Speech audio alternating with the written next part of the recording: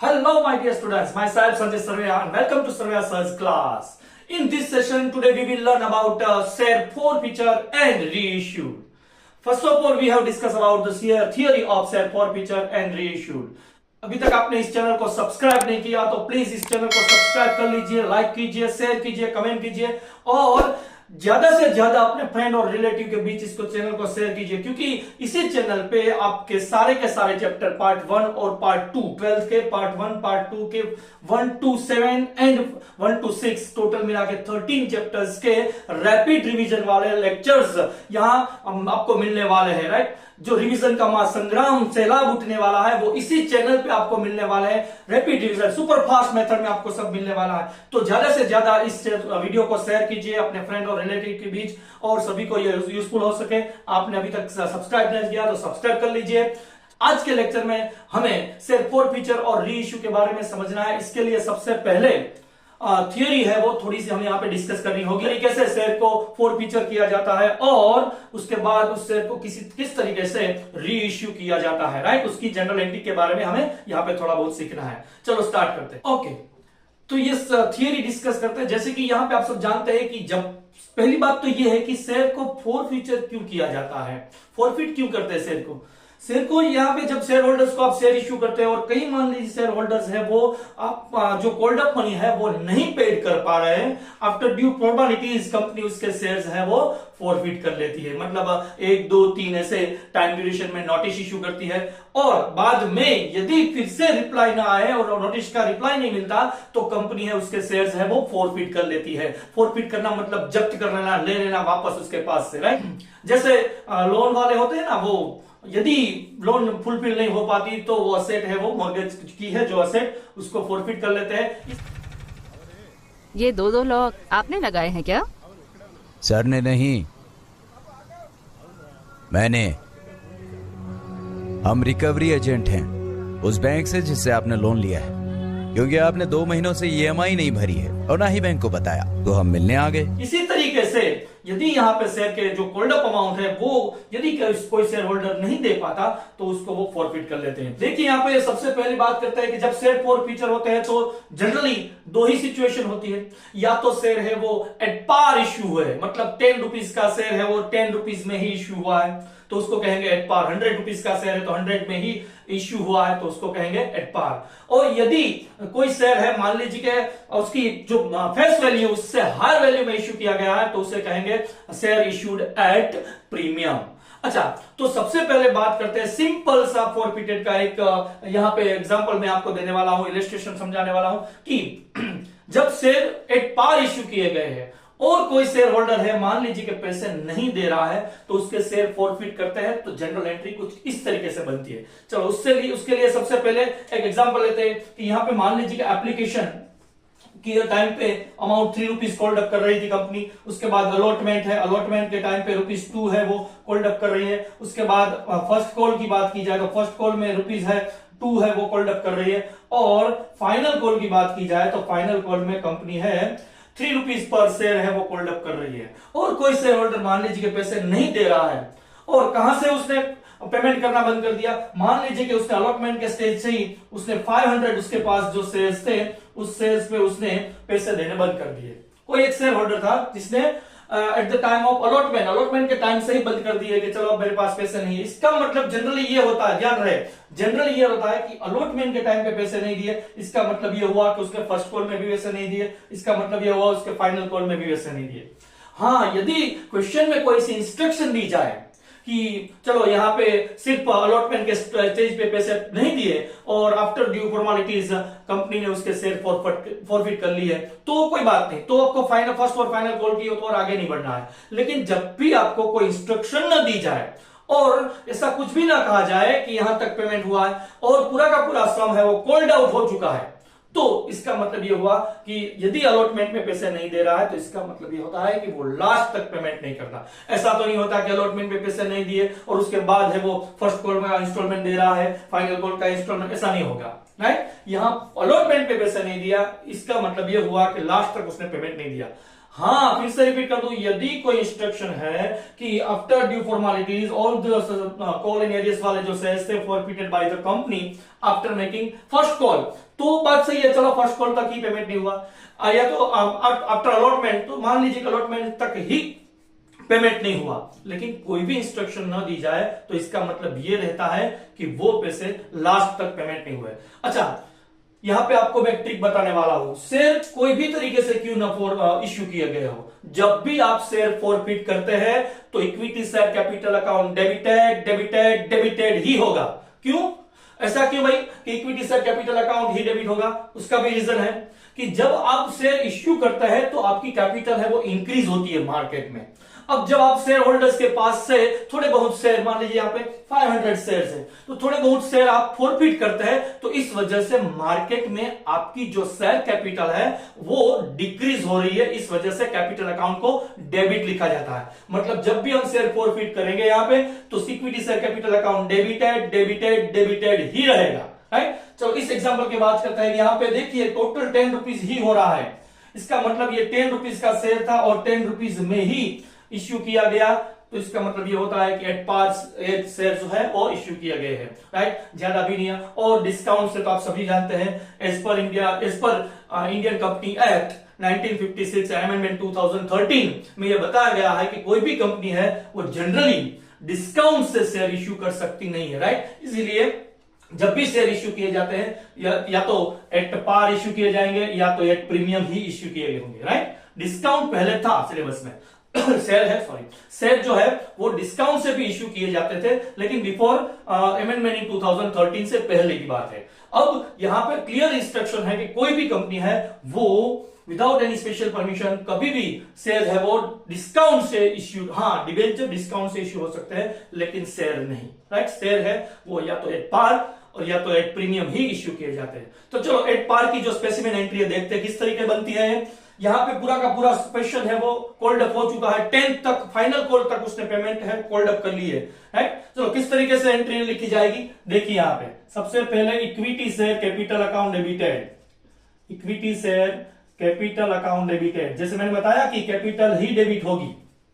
अच्छा, यहां पे ब्रैकेट में हमें मेंशन करना है क्या, कितने शेयर रहेंगे, कितने शेयर रहेंगे, जितने शेयर लास्ट स्टेज पे है उतने शेयर। मान लीजिए कि कोई एक शेयर होल्डर है वो यहां पे 500 शेयर पे अलॉटमेंट पे पैसे नहीं दे रहा, कोई एक नया शेयर होल्डर है, ये नाम का शेयर होल्डर था, दूसरा एक शेयर होल्डर है वो फर्स्ट कॉल के टाइम पे 300 शेयर्स पे पैसे नहीं दे रहा है, तो इसका मतलब 300 लास्ट तक जाएगा या 500 भी लास्ट तक जाएगा। और एक नया शेयर होल्डर है, सी नाम का कोई शेयर होल्डर है जो 200 शेयर्स पे फाइनल कॉल के पैसे नहीं दे रहा। इसका मतलब ये हुआ कि लास्ट तक हमने क्वेश्चन के जो लास्ट तक हमने देखा, तो जब हम शेयर फॉरफिट करते हैं उस टाइम कितने शेयर्स है उतने शेयर यहाँ पे शेयर कैपिटल में डेबिट किए जाएंगे, यहां पे उतने ही शेयर लिखे जाएंगे। यदि मैं डिजिट की बात करूं तो यहां पे 1000 शेयर आपको फॉरफिट करने होंगे, क्योंकि अलॉटमेंट के टाइम पे 500 शेयर्स थे जो एक शेयर होल्डर ने पैसे नहीं दिए, मतलब अलॉटमेंट फर्स्ट कॉल और फाइनल कॉल में। उसके बाद एक नया शेयर होल्डर आया था, शेयर होल्डर बी, जो कि फर्स्ट और फाइनल में 300 शेयर्स पे पैसे नहीं दे रहा है, और एक लास्ट में एक नया शेयर होल्डर है, फाइनल कॉल के पैसे 200 शेयर्स पे नहीं दे रहा है। तो इसका मतलब ये हुआ टोटल मिला के 1000 शेयर्स आपको फॉरफिट करने हैं, राइट। फिर से रिपीट कर दूं, सबसे पहली बात, जब भी शेयर फॉरफिट करते हैं तो इक्विटी शेयर कैपिटल अकाउंट ही डेबिट होगा, डन। और वो भी फिक्स है कितने शेयर्स जो लास्ट स्टेज तक, यदि आप मान लीजिए कि अलॉटमेंट के बाद फॉरफिट कर रहे हैं तो बताइए जी कितने शेयर आपको फॉरफिट करने होंगे। यस, वेरी गुड, कितने, 500 शेयर ही, तो यहां पे 500 ही आएगा।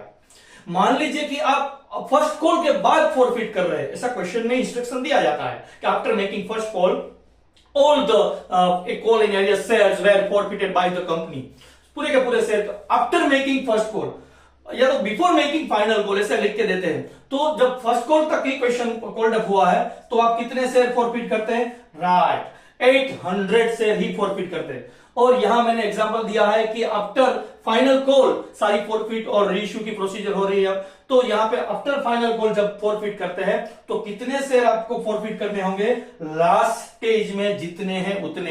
रिपीट करता हूं सेंटेंस को फिर से, रिपीट कर रहा हूं कि कितने शेयर फॉरफिट होंगे, जितने शेयर्स आप लास्ट स्टेज पे देख रहे हैं कॉलिंग एरियस वाले, उतने शेयर ही आपको यहां पे मल्टीप्लाई करने होंगे। राइट, अब बात करते हैं इनटू क्या करेंगे। इनटू यहां पे क्या होगा, मतलब 10 रुपीज, 3 रुपीज, 5 रुपीज, 8 रुपीज, कितने यहां मल्टीप्लाई करेंगे। तो यहां पे आपको सिर्फ एक छोटी सी बात क्वेश्चन को पूछनी है। क्या पूछनी है कि क्वेश्चन को यह पूछना है कि क्वेश्चन तू कहां तक चला है, मीन्स चला है मतलब कहां तक कोल्ड अप हुआ है। आप इस क्वेश्चन को पूछेंगे कि ये क्वेश्चन है वो कहां तक कंपनी ने कोल्ड अप की है, तो आप बता सकते हैं क्वेश्चन में से आंसर मिलेगा कि वो फाइनल कॉल तक कोल्ड अप हुआ है। इसका मतलब कंपनी ने 10 रुपीज जो थी पूरी की पूरी अमाउंट है वो पब्लिक के पास, शेयर होल्डर के पास से कोल्ड अप कर ली है। इसका मतलब 10 रुपीज तक कोल्ड अप हुआ है। तो यहां मल्टीप्लाई क्या होंगे, आप करेंगे 10, राइट, इस तरीके से 10 मल्टीप्लाई करेंगे। ओके, मान लीजिए कि आप अलॉटमेंट के बाद फॉरफिट करते तो नंबर ऑफ शेयर्स जैसे आपने बताया कि 500 रहते, लेकिन मल्टीप्लाई क्या होता, तो क्वेश्चन कहां तक चला है देखिए, सिर्फ 5 रुपीज तक, 3 और प्लस 2, 5 रुपीज ही कोल्ड अप किए और शेयर फॉरफिट हो गए। इसका मतलब यहां इंटू 5 होता। आगे यदि मान लीजिए कि आफ्टर मेकिंग फर्स्ट कॉल के बाद यदि फॉरफिट किए जाते, ये शेयर है वो फर्स्ट कॉल के बाद यदि फॉरफिट किए जाते, तो मल्टीप्लाई क्या करते हैं आप, नंबर ऑफ शेयर्स तो आपको पता है कि 800 रहते हैं यहां पे 800, लेकिन इनटू मल्टीप्लाई क्या होगी, कोल्ड अप अमाउंट कैपिटल, यहां तक उसने कोल्ड अप किया, इसका मतलब 7 रुपीज, तो 7 तक क्वेश्चन चला है। फिर से रिपीट कर दूं, इक्विटी शेयर कैपिटल में नंबर ऑफ शेयर, यही लाइन सबसे अहम है। शेयर फॉरफिट करने के लिए आपको सबसे पहले यही लाइन को सेट करना है। एक बार ये लाइन सेट हो गई, उसके बाद क्रेडिट वाले सारे के सारे अकाउंट बिल्कुल इजी है, राइट। डेबिट की ये लाइन आपको किस तरीके से सेट करनी है, फिर से रिपीट कर रहा हूं कि equity share capital account debited, ये डेबिट ही होगा। उसका रीजन भी मैंने आगे बताया कि डेबिट क्यों होगा। Equity share capital account debit होगा और नंबर ऑफ शेयर्स कितने रहेंगे, जो स्टेज के बाद आप फॉरफिट कर रहे हैं उस स्टेज में कितने शेयर्स है उतने ही शेयर फॉरफिट होंगे। यदि अलॉटमेंट के बाद फॉरफिट कर रहे हैं तो 500 ही होंगे। यदि आप फर्स्ट कॉल के बाद फॉरफिट कर रहे हैं तो 800, नंबर ऑफ शेयर्स 800 ही रहेंगे। और यदि आप फाइनल कॉल के बाद फॉरफिट कर रहे हैं तो वहां पे आपको टोटल मिला के 1000 शेयर्स होते हैं, तो वो 1000 शेयर ही आपको फॉरफिट करने हैं। चलो, पहली लाइन सेट हो चुकी। अब बात करते हैं क्रेडिट वाले जो अकाउंट्स है उसकी। तो यहां पे कुछ नहीं करना, थोड़ा सा भी दिमाग अप्लाई नहीं करना है। क्या करना है, कॉल इन एरियस के जो कैलकुलेशन आपने की होगी वहां पे कॉल इन एरियस के जो शेयर है ना, कॉल्स इन एरियस को जो शेयर्स है वो कितने, यहां पे 500 इंटू 2, ये अलॉटमेंट पे आपको पैसे नहीं मिले। उसके बाद 800 इंटू 2, ये आपको फर्स्ट कॉल में पैसे नहीं रिसीव हुए। और यहाँ पे 1000 इंटू 3, ये आपको फाइनल कॉल में रिसीव नहीं हुए। तो जितनी जितनी कॉल इन एरियस की जो अमाउंट होती है उस राउंड को, कॉल इन एरियस के राउंड को ही यहाँ पे क्रेडिट में लिखना है, राइट। किस तरीके से देखिए, सबसे पहले यहाँ पे टू इक्विटी शेयर अलॉटमेंट पे पैसे नहीं मिले, अलॉटमेंट अकाउंट कितने, यहां पे अलॉटमेंट पे कितने पैसे नहीं मिले, 500 शेयर्स पे 2 रुपीज, तो यहां मल्टीप्लाई होगा 500 इंटू 2। यदि आपने पहले कैलकुलेशन की है, जैसे हम लॉन्ग क्वेश्चन में कैलकुलेशन करते हैं, राइट, वर्किंग नोट करते हैं, यदि आपने वर्किंग नोट की है तो वो डायरेक्ट आपको अमाउंट मिल जाएगी 500 इंटू 2, राइट, क्योंकि उसमें आपने लिखा होगा कि कंपनी है वो कोल्ड अप कर रही है और कंपनी को रिसीव इतना हो रहा है और कॉल इन एरियस की अमाउंट ये है, ये वर्किंग नोट। तो जो कॉल इन एरियस के जो राउंड है वो डायरेक्ट अमाउंट यहाँ पे 1000 होगी, वो आप लिख सकते हैं, राइट। उसके बाद बात करते हैं क्रेडिट में कौन सा अकाउंट, अलॉटमेंट तो दे दिया, उसके बाद रहेगा फर्स्ट कॉल। तो इसी तरीके से equity share first call account, equity share first call account, कितने शेयर आप फर्स्ट कॉल में लिखेंगे, यहां पे देखिए पैसे, ये जो क्रेडिट वाला शेयर अकाउंट है वो कौन सी अमाउंट है, जो आपको रिसीव्ड नहीं हुई, शेयर होल्डर्स ने जिसको पेमेंट, जिसपे पेमेंट नहीं किया वो अमाउंट, राइट, वो यहां पे लिखी जाएगी। फर्स्ट कॉल में कितने, यहां 800 शेयर्स है, इंटू 800 इंटू 2 रहेंगे, राइट, 800 इंटू 2। और उसके बाद फाइनल कॉल की बात की जाए तो equity share final call, equity share final call account, यहां पे कितने शेयर्स हैं और क्या मल्टीप्लाई होगा वो देख लेते हैं। 1000 शेयर्स है यहाँ पे लास्ट स्टेज में, 1000 शेयर्स इंटू 2 रुपीज रिसीव नहीं हुआ, राइट। इस तरीके से आप सारे के सारे, अब जो डिफरेंस आ रहा है ध्यान रहे। अब जो डिफरेंस आ रहा है, क्योंकि यहां पे 10 रुपीज है और इसका टोटल आप करेंगे तो थोड़ी बहुत अमाउंट आपको डिफरेंस में मिलने वाली है। ये जो डिफरेंस है उस डिफरेंस को लिखा जाता है share forfeiture account. Share forfeiture account से लिखा जाता है। यहां पे मैं क्वेश्चन मार्क कर रहा हूं, क्वेश्चन मार्क इसलिए क्योंकि ये जो अमाउंट है वो डिफरेंस से ही मिलने वाली है। अब यहाँ पे डेबिट में जो लिखा है उसमें से ये 1 2 3 तीनों अमाउंट 1 बाय 1 माइनस करेंगे तो थोड़ी बहुत अमाउंट आपको डिफरेंस में मिलेगी। उस डिफरेंस को कहते हैं शेयर फॉरफीचर। और ये शेयर फॉरफीचर जो कंपनी है उसके लिए ये फॉरफीचर की अमाउंट है वो कैपिटल प्रॉफिट कहलाती है, राइट। इसका प्रॉफिट है कंपनी का, जो पैसे पेड हुए हैं वो सभी उसने फॉरफिट कर लिए, तो ये उसका कैपिटल प्रॉफिट हो गया और वो हर बार आपको क्वेश्चन मार्क के तौर पे ही मिलने वाले हैं, राइट। चलो ये बात हुई यहां पे when share issued at par. अच्छा अब बात करते हैं when share issued at premium. अच्छा जब शेयर प्रीमियम से इश्यू किए जाते हैं तो उसमें दो चीजें हो सकती हैं। किस तरीके से? या तो जो शेयर है वो प्रीमियम से इश्यू किए गए उस टाइम प्रीमियम की पूरी अमाउंट कंपनी को रिसीव हो चुकी हो, एक ऐसी पॉइंट है। और कई बार क्या होता है कि प्रीमियम के स्टेज पे ही कोई शेयर होल्डर पेमेंट नहीं कर रहा, तो इसका मतलब ये हुआ कि when company not received share premium amount, premium amount आपको सिक्योरिटीज प्रीमियम की अमाउंट नहीं मिल रही है, तो इस दो टाइप की यहां पे जनरलिटी फॉरफीचर में हो सकती है, राइट। सबसे पहले बात करता हूं कि when share premium amount received, securities premium amount received, मतलब कंपनी को वो अमाउंट रिसीव हो चुकी है, प्रीमियम की अमाउंट रिसीव हो चुकी है। और दूसरी बात की जाए securities premium reserve, premium amount not received, नहीं मिली है उसको, तो क्या करेंगे, राइट। दो चीजें यहां पे ध्यान में रखनी है। जब शेयर एट पार इश्यू होता है तो उसमें तो कोई ऐसी बात होती नहीं है, एट पार इश्यू होता है। लेकिन जब शेयर है वो प्रीमियम शेयर इश्यू किया गया है तो उस टाइम पे दो चीजें हो सकती है, या तो प्रीमियम की अमाउंट पूरी की पूरी अमाउंट कंपनी को रिसीव हो चुकी है, और या कि जो अमाउंट है वो थोड़ी बहुत बाकी है। तो ये दो टाइप की जनरल एंट्री आपको फॉरफीचर में देखनी होगी। तो सबसे पहले बात करते हैं कि when premium amount is received by the company from share holders, पूरी की पूरी अमाउंट यदि मिल चुकी है तो किस तरीके। मान लीजिए कि यहाँ पे उसी एग्जांपल को मैं फिर से रिपीट कर रहा हूं जो एट पार वाला था, कि यहाँ पे एप्लीकेशन के टाइम पे 3 रुपीज है, अलॉटमेंट के टाइम पे 2 रुपीज है, फर्स्ट कॉल में भी 2 रुपीज कॉल्ड फॉर है और फाइनल कॉल में 3 रुपीज, इस हिसाब से टोटल 10 रुपीज का शेयर है।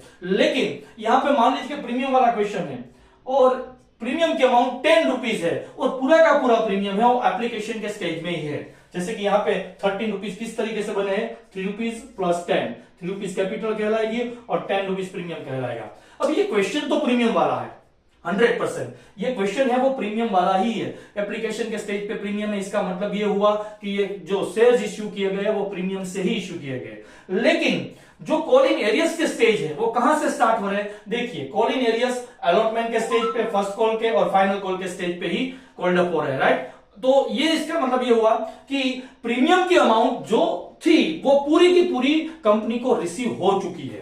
प्रीमियम की अमाउंट जो थी 10 रुपीज वो कहां थी, एप्लीकेशन के स्टेज पे, और एप्लीकेशन में जनरली कभी भी कॉल इन एरियस नहीं हो सकता, राइट, क्योंकि वो तो रजिस्ट्रेशन मनी है, तो एप्लीकेशन में कभी भी कॉल इन एरियस नहीं होता। फिर भी मान लीजिए कि यहां पे प्रीमियम होता और यहां पे भी प्रीमियम होता और किसी शेयर होल्डर ने सिर्फ फाइनल कॉल में पेमेंट नहीं की होती, तो उसका मतलब भी यही होता है कि प्रीमियम की अमाउंट कंपनी को रिसीव हो चुकी है, राइट। यहां पे भी मान लीजिए 20 रुपीज प्रीमियम होता, यहां पे भी 10 रुपीज प्रीमियम होता, टोटल 40 रुपीज प्रीमियम होता और सिर्फ फाइनल कॉल में ही 1000 शेयर पे किसी एक्स शेयर होल्डर ने पेमेंट न की होती, तो भी वो कहलाता यही कि प्रीमियम की अमाउंट कंपनी को रिसीव हो चुकी है। जब प्रीमियम की अमाउंट कंपनी को रिसीव हो चुकी है उस टाइम पे जो फॉरफीचर की एंट्री है as it is at par वाली ही होती है, राइट। किस तरीके से रिपीट करता हूं, यहां पे देखिए, सबसे पहले इक्विटी शेयर कैपिटल जैसे हमने लिखा था वैसे ही डेबिट कर रहा हूं, equity share capital account debited. अच्छा फिर से रिपीट कर दूं, कितने शेयर्स आप फॉरफिट करने वाले हैं, यस बेटा 1000, जो लास्ट स्टेज पे जितने शेयर्स हैं उतने ही शेयर फॉरफिट होंगे। यहां फॉरफीचर कर रहे हैं तो लास्ट स्टेज में 1000 शेयर्स है तो 1000, फिर से क्वेश्चन को पूछना चाहूंगा कि बेटा कहां तक चला है तू, तो वो क्वेश्चन कहां तक चला है, 10 रुपीज तक। देखिए लास्ट तक कोल्ड अप हो चुका है। कैपिटल को कंसीडर करना है, प्रीमियम को नहीं। कैपिटल कहां तक कोल्ड अप हुई, मतलब फाइनल कोल्ड तक कोल्ड अप हो चुका है, इसका मतलब 10 ही कोल्ड अप हुआ। अच्छा, ये क्वेश्चन को पूछेंगे कि बेटा तू प्रीमियम वाला है, तो क्या हाँ मैं तो प्रीमियम वाला हूं, लेकिन जहां पे प्रीमियम है वहां कॉलिंग एरियस है नहीं, ऐसा नहीं है। प्रीमियम कहां पे है, प्रीमियम एप्लीकेशन के स्टेज पे, और कॉल इन एरियस कहां से स्टार्ट हो रहा है, अलॉटमेंट, फर्स्ट कॉल और फाइनल कॉल। इसका मतलब प्रीमियम की अमाउंट कंपनी को रिसीव हो चुकी है, तो यहां पे कोई लिखने की जरूरत नहीं डेबिट में। तो अब क्या करेंगे, तो सर अब तो बिल्कुल आसान है, दिमाग को यूज जरा सा भी यूज नहीं करना है। क्या करना है, कॉलिंग एरियस के राउंड लिखने हैं, कहां कहां पैसे नहीं मिले वो हमें लिखना है। सबसे पहले अलॉटमेंट में, तो कुछ इस तरीके से इक्विटी शेयर अलॉटमेंट अकाउंट, कितने शेयर आप फॉरफिट करेंगे, देखिए 1000 नहीं, कितने शेयर, 500 शेयर, और उस पे कितने पैसे आपको नहीं मिले, 2 रुपीज पर शेयर, मतलब 1000 रुपीज। उसके बाद इक्विटी शेयर फर्स्ट कॉल में कितने नंबर ऑफ शेयर्स रहेंगे, देखते हैं, 500 प्लस 300 मीन्स 800 इंटू 2। उसके बाद बात करते हैं final call, equity share final call, right. तो फाइनल कॉल में कितने शेयर है, देखिए यहां पे 1000 इंटू 3। तो इस हिसाब से डिफरेंस की अमाउंट क्रेडिट में आपको मिलेगी as it is at par वाली ही एंट्री हुई। देखिए ऊपर जो लिखी है वही, share forfeiture account, question mark. मैं क्वेश्चन मार्क इसलिए कर रहा हूं कि आपको हर बार ये लाइन डिफरेंस से ही फाइंड करनी है, राइट, डिफरेंस से ही मिलेगी। आप डेबिट की जो अमाउंट है उसमें 1 बाय 1 या क्रेडिट वाली सारी की सारी अमाउंट आप माइनस करेंगे, तो डिफरेंस से आपको शेयर फॉरफीचर कितना हुआ वो आपको मिल जाएगा। ओके, ये बात की हमने शेयर इश्यू किए गए थे प्रीमियम से, लेकिन प्रीमियम की अमाउंट है वो कंपनी को ऑलरेडी रिसीव हो चुकी है, तब ऐसी एंट्री होगी। अच्छा, मान लीजिए कि प्रीमियम की अमाउंट रिसीव नहीं हुई, प्रीमियम यहां पे भी है, मान लीजिए प्रीमियम अलॉटमेंट के स्टेज पे भी है, और कितना, 20 रुपीज है। हमें क्वेश्चन में लिख के देते हैं कि 2 रुपीज प्लस 20, 2 रुपीज कैपिटल और 20 रुपीज प्रीमियम। तो यहां देख सकते हैं, अब एग्जांपल में मैंने 30 रुपीज टोटल प्रीमियम रखा है, और दो स्टेज पे, एप्लीकेशन के स्टेज पे और अलॉटमेंट के स्टेज पे मैंने प्रीमियम की अमाउंट रखी है। एप्लीकेशन के स्टेज पे 10 रुपीज है और अलॉटमेंट के स्टेज पे 20 रुपीज है। अच्छा, तो अब ये क्वेश्चन प्रीमियम वाला ही है, ओके, ये तो प्रीमियम वाला ही क्वेश्चन है, लेकिन क्वेश्चन को पूछेंगे कि क्वेश्चन में ऐसा कोई स्टेज है जहां प्रीमियम भी हो और कॉलिंग एरियस भी हो। यस, ऐसा है। कौन सा स्टेज, अलॉटमेंट का। देखिए अलॉटमेंट के स्टेज में प्रीमियम भी है और अलॉटमेंट के स्टेज में कॉलिंग एरियस भी है।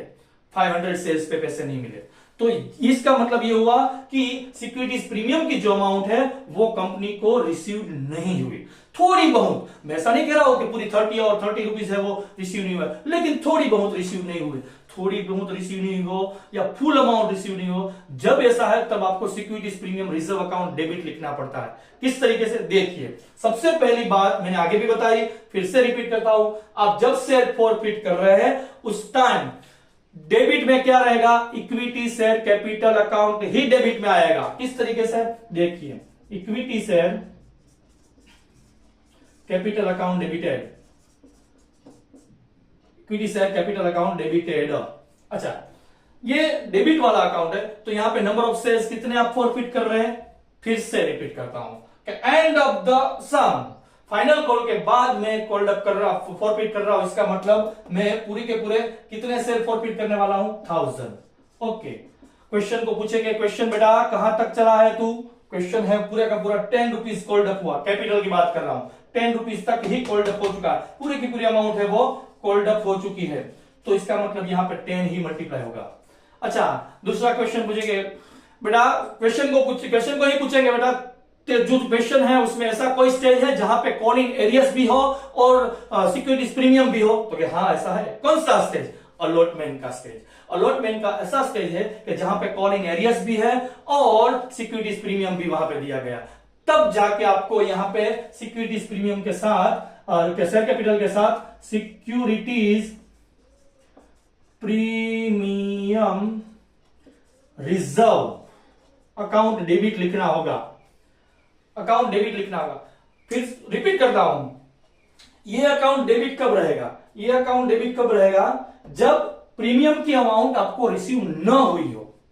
प्रीमियम की अमाउंट है आपको रिसीव नहीं की गई, मतलब शेयर होल्डर ने पेमेंट नहीं दिया प्रीमियम की, थोड़ी बहुत अमाउंट, यहां पे 20 रुपीज है तो प्रीमियम था, तो 20 रुपीज आपको कंपनी को शेयर होल्डर्स ने पेमेंट नहीं किया, कोई बात नहीं। तो अब डेबिट में लिखना होगा सिक्योरिटीज प्रीमियम रिजर्व अकाउंट। ध्यान रहे ये कैपिटल होता है ना, उसी के साथ प्रीमियम होता है, ऑलवेज दो अंशों का जोड़ा है।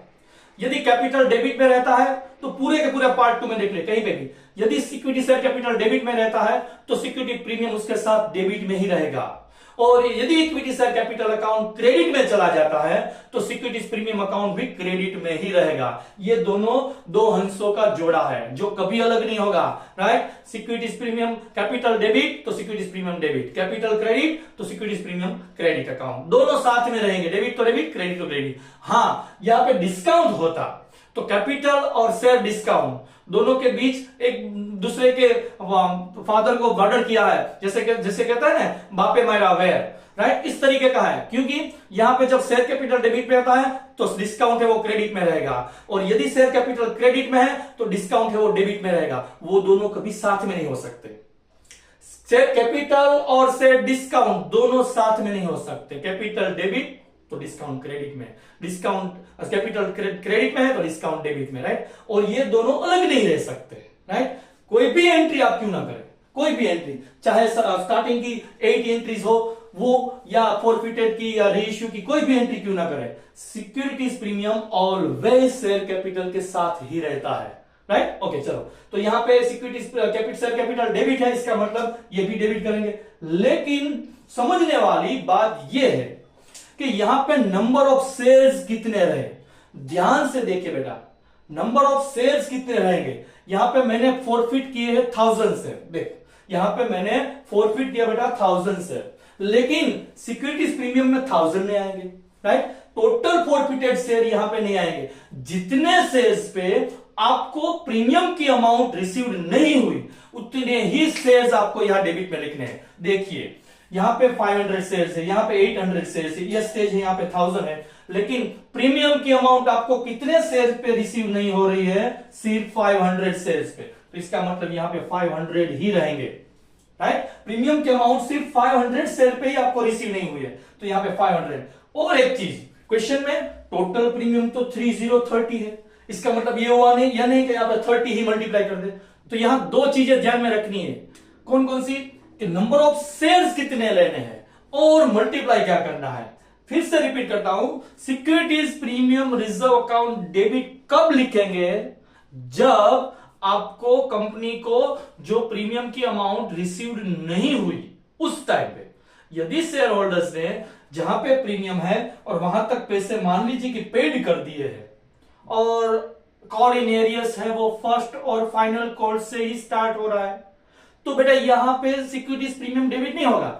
लेकिन जब कोई स्टेज पे प्रीमियम होता है और उसी स्टेज पे कॉलिंग एरियर्स के शेयर्स रहते हैं, तब जाके डेबिट में शेयर कैपिटल के साथ securities premium reserve account debit लिखना पड़ता है, राइट। और उसमें ध्यान ये रखना है, दो चीजें ध्यान में रखनी है, उसमें ध्यान ये रखना बेटा कि नंबर ऑफ शेयर्स कितने हैं। फिर से रिपीट करता हूं, बार बार मैं एक ही बात दोहराता हूं, इस देश का वासी हूं, कुछ इस तरीके से फिर से रिपीट कर रहा हूं कि यहां पे नंबर ऑफ शेयर्स क्या रहेंगे, नंबर ऑफ शेयर्स है वो जितने शेयर्स पे आपको प्रीमियम की अमाउंट रिसीव्ड नहीं हुई उतने ही शेयर रहेंगे। मैं फॉरफिट तो यहां पे 1000 शेयर कर रहा हूं, तो इसका मतलब यह नहीं होता कि यहां पे 1000 लिख दूं। कितने शेयर पे प्रीमियम नहीं मिला, तो सिर्फ 500 शेयर पे आपको 20 रुपीज प्रीमियम नहीं मिला, तो 500 शेयर्स ही आपको लिखने हैं। और पूरे क्वेश्चन में प्रीमियम की अमाउंट है वो 3030 है, प्रीमियम की अमाउंट जो है वो 3030 है, लेकिन 30 नहीं मल्टीप्लाई करना है, मल्टीप्लाई भी कितने करेंगे आप, जितनी प्रीमियम की अमाउंट रिसीव नहीं हुई। देखिए यहां पे 10 रुपीज का जो प्रीमियम था वो कंपनी को ऑलरेडी रिसीव हो चुका at the stage of application के टाइम पे, लेकिन जो 20 रुपीज का प्रीमियम है वो रिसीव नहीं हुआ, राइट। तो यहां पे 20 मल्टीप्लाई होंगे। फिर से नंबर ऑफ शेयर्स कितने रहेंगे, जितने शेयर्स पे आपको प्रीमियम की अमाउंट नहीं रिसीव हुई उतने शेयर्स, और प्रीमियम कितना रहेगा, टोटल नहीं, जितना प्रीमियम आपको रिसीव नहीं हुआ उतना ही प्रीमियम आपको मल्टीप्लाई करना होगा डेबिट में। ओके, अब ये दोनों अकाउंट यदि डेबिट वाले सेट हो गए एक बार, तो मान लीजिए कि फॉरफिट की एंट्री हो गई। क्योंकि मैंने बताया ना, क्रेडिट में तो कोई थोड़ा सा भी दिमाग अप्लाई नहीं करना है। क्रेडिट वाले अकाउंट में तो क्या करना है, जो कॉल इन एरियस के जो राउंड है, कॉल इन एरियस जो है उसके जो जहां जहां पैसे नहीं मिले वो मल्टीप्लाई कर दीजिए। कॉल इन एरियस किस तरीके से, जैसे कि अलॉटमेंट के टाइम पे equity share allotment account credited, फिर से कितने शेयर्स, 500 शेयर्स। हाँ, यहां पे एक चीज मैं बताना चाहूंगा, received unreceived always with premium और विदाउट डिस्काउंट होता है। मतलब जब भी पैसे आपको मिल रहे हैं, मतलब रिसीव हो रहे हैं, या तो unreceived, it means call in arrears, तो ये तो कॉल इन एरियस है। Call in arrears always with premium multiply होता है। प्रीमियम के साथ कितने हैं, 22, तो यहां पे 22 मल्टीप्लाई होंगे, प्रीमियम के साथ ही मल्टीप्लाई होगा। ऑलवेज रिसीव्ड अनरिसीव्ड, फिर चाहे बैंक से आप रिसीव की अमाउंट लिख रहे हो या कॉल इन एरियस की अमाउंट आप लिख रहे हो, तब जाके received unreceived always with premium ही मल्टीप्लाई होता है, प्रीमियम के साथ। टोटल मिलाकर 22 ही मल्टीप्लाई होंगे। और डिस्काउंट होता है, डिस्काउंट काट के मल्टीप्लाई होता है, राइट। यहां पे प्रीमियम है। और उसके बाद क्रेडिट में और अकाउंट कौन सा रहेगा, equity share first call, equity share first call account. Number of shares कितने देख लेता हूं फिर से, number of shares 800 into at the time of first call 2 rupees share capital है वो। उसके बाद equity share final call, equity share final call, number of shares कितने हैं 1000 इंटू, कहां तक क्वेश्चन है वो उसके, sorry, at the time of final call कितने रुपीज है, 3 रुपीज। ओके, अब जो क्रेडिट में होगा आप सब जानते हैं, उसे कहेंगे शेयर फॉरफीचर अकाउंट। और वो आपको हर बार क्वेश्चन से ही डिसाइड करना है, क्वेश्चन से ही आपको लिखना है, राइट, क्रेडिट वाला अकाउंट। तो ये हो गई शेयर फॉरफिट की जो 3 एंट्री थी, उसके बारे में मैंने डिस्कस किया यहां पे। सबसे पहली बात कि when company issued share at par जब कंपनी है वो शेयर इश्यू कर रही है और उस पर फॉरफिट है, बिल्कुल इजी क्वेश्चन। एक ही लाइन आपको ध्यान में रखनी है, कौन सी, डेबिट वाले। Equity share capital account debited, कितने शेयर्स लेने हैं, लास्ट स्टेज पे जितने शेयर्स है उतने शेयर्स है लेने हैं, और कितने मल्टीप्लाई करने हैं, शेयर कैपिटल की अमाउंट कितनी मल्टीप्लाई करनी है, तो उसकी फेस वैल्यू कितनी मल्टीप्लाई करेंगे आप, सम जहां तक चला है, मतलब कंपनी ने जहां तक कॉल्ड अप की है अमाउंट, वो कॉल्ड अप अमाउंट ही यहां पे मल्टीप्लाई होगी। और बाद में क्रेडिट में क्या करना है, क्रेडिट में बिल्कुल आसान है बेटा, क्रेडिट में कॉल इन एरियस के जो भी राउंड होते हैं कैलकुलेशन में, वो अमाउंट यहां पे क्रेडिट में लिख दीजिए। बाकी बचा जो डिफरेंस है, उस डिफरेंस को आप कहेंगे शेयर फॉरफीचर। उसके बाद बात की मैंने यहाँ पे शेयर प्रीमियम से जब इश्यू किया जाता है, when company share issue share as a premium से यदि कोई शेयर इश्यू करता है, उसमें 2 चीजें हो सकती है कि when company received securities premium amount on appropriate stage, और when company not received securities premium, कि उसको प्रीमियम की अमाउंट नहीं रिसीव। जब प्रीमियम की अमाउंट रिसीव हो चुकी हो, फिर चाहे वो क्वेश्चन प्रीमियम का क्यों ना हो, लेकिन सिक्योरिटीज प्रीमियम की अमाउंट यदि रिसीव हो चुकी है तो बिल्कुल आसान है फॉरफिट की एंट्री, राइट। जैसे हमने एट पार में लिखा था वैसे ही share equity share capital account debit होता है। नंबर ऑफ शेयर्स, जितने शेयर आप फॉरफिट कर रहे हैं वो क्वेश्चन जहां तक चला है वो मल्टीप्लाई करेंगे। यदि 8 तक है कॉल्ड अप हुआ है तो यहाँ पे 8 ही रहेगा, यदि 6 तक ही कॉल्ड अप हुआ है तो यहाँ 6 हो सकता है, राइट। यहां पूरा का पूरा क्वेश्चन कॉल्ड अप हुआ था, इसलिए मैंने 10 मल्टीप्लाई कर दिया। उसके बाद क्रेडिट में सिक्योरिटीज प्रीमियम कभी नहीं लिखना है। प्रीमियम वाला क्वेश्चन हो तो इसका मतलब ये नहीं होता कि सिक्योरिटीज प्रीमियम अकाउंट डेबिट में लिखना ही कंपलसरी है, ऐसा बिल्कुल नहीं है कि प्रीमियम का वाला सम है तो फॉरफिट की एंट्री में सिक्योरिटीज प्रीमियम डेबिट में आएगा, ऐसा होता ही नहीं है बेटा, ऐसा नहीं है। यदि प्रीमियम की अमाउंट कंपनी को रिसीव्ड नहीं होती, तब जाके सिक्योरिटीज प्रीमियम कॉलिंग एजेस के तौर पे सिक्योरिटीज प्रीमियम अकाउंट डेबिट लिखा जाएगा, राइट, ओके। और वो भी कितना, जितने शेयर्स पे आपको प्रीमियम की अमाउंट नहीं रिसीव हुई उतने ही शेयर्स। और दूसरी बात, प्रीमियम की अमाउंट क्या रहेगी मल्टीप्लाई करने के लिए, जितना प्रीमियम आपको रिसीव नहीं हुआ उतना ही प्रीमियम आपको यहां पे मल्टीप्लाई करना है। बाकी बचे जो एरियस वाले अकाउंट क्रेडिट में लिख दीजिए, डिफरेंस जो बचेगा उसे कहेंगे शेयर फॉरफीचर। चलो ये तो बात हो गई यहां पे शेयर फॉरफिट करने की, हमने शेयर फॉरफिट कर लिए। अब ये सभी शेयर या out of this forfeited share जब कंपनी री इश्यू करती है, फिर से मार्केट में शेयर होल्डर्स को बीच बेचती है, तो उसे कहते हैं री इश्यू। तो री इश्यू और कैपिटल रिजर्व दोनों एंट्री साथ में रहती है। फोरफिट की एंट्री और फोरफिट के साथ जब री इश्यू की बात की जाए तब री इश्यू एंड कैपिटल रिजर्व दोनों एंट्री साथ में रहती है। चलो बात करते हैं अब री इश्यू की। तो री इश्यू में क्या है कि जब कोई कंपनी है फोरफिटेड शेयर है वो री इश्यू कर रही है तो वो 3 तरीके से री इश्यू करेंगे। 10 रुपीज वाला शेयर होता है वो 10 रुपीज में ही री इश्यू कर दे तो उसे कहेंगे एट पार। 10 रुपीज वाला शेयर है वो 10 रुपीज में ही इश्यू कर रहे हैं, इसका मतलब एट पार। और जब 10 रुपीज वाला क्वेश्चन हो और मान लीजिए कि वो 12 रुपीज में री इश्यू कर रही है तो इसका मतलब हुआ कि वो प्रीमियम से री इश्यू कर रहे हैं। और ये फोरफिटेड वाले शेयर जो 10 रुपीज के शेयर्स हैं वो मान लीजिए कि वो 6 रुपीज में री इश्यू कर रहे हैं तो इसका मतलब ये हुआ कि वो डिस्काउंट से री इश्यू कर रहे हैं। हाँ, री इश्यू डिस्काउंट से हो सकता है लेकिन जब शेयर इश्यू करते हैं तब डिस्काउंट से नहीं हो सकता, राइट। तब कभी भी शेयर्स है वो इक्विटी शेयर हो या प्रेफरेंस शेयर हो वो डिस्काउंट से इश्यू नहीं किए जाते, लेकिन फोरफिट किए गए जो शेयर है उसको री इश्यू करते हैं तो उस टाइम ये डिस्काउंट हो सकता है। ओके, चलो यहां पे 3 बातें मैंने बताई आपको। सबसे पहली बात एट पार वाली एंट्री क्या रहेगी देखते हैं। चलो एट पार वाली एंट्री कुछ इस तरीके रहेगी, आपको पैसे मिल रहे हैं इसका मतलब बैंक अकाउंट डेबिट ही होगा, राइट। बैंक अकाउंट डेबिट होगा। मान लीजिए कि इसी एग्जांपल को आगे बढ़ाए तो 1000 जो शेयर्स थे वो सारे के सारे शेयर्स आपने 10 रुपीज में इश्यू कर दिए तो बैंक में कितना रहेगा 1000 इंटू 10। हाँ, ऐसा बिल्कुल नहीं है कि जितने शेयर आपने फोरफिट किए उतने पूरे के पूरे शेयर से वो री इश्यू करे। कहीं ऐसे क्वेश्चन टेक्स्ट बुक में दिए गए हैं कि 1000 शेयर्स आपने फोरफिट किए और out of which 600 share were री इश्यूड टू शेयर होल्डर्स, ऐसा कहा जाता है। तो इसका मतलब यहां पे 600 लिखना है। लेकिन आपको जो बात बताई गई ना कि कितने रुपीस में एट पार 10 रुपीस का शेयर था और 10 रुपीस में ही इश्यू किया गया तो यहां पे फिर से इश्यू किया, इसका मतलब कैपिटल इंक्रीज हुई, कैपिटल अकाउंट फिर से क्रेडिट होगा। Equity share capital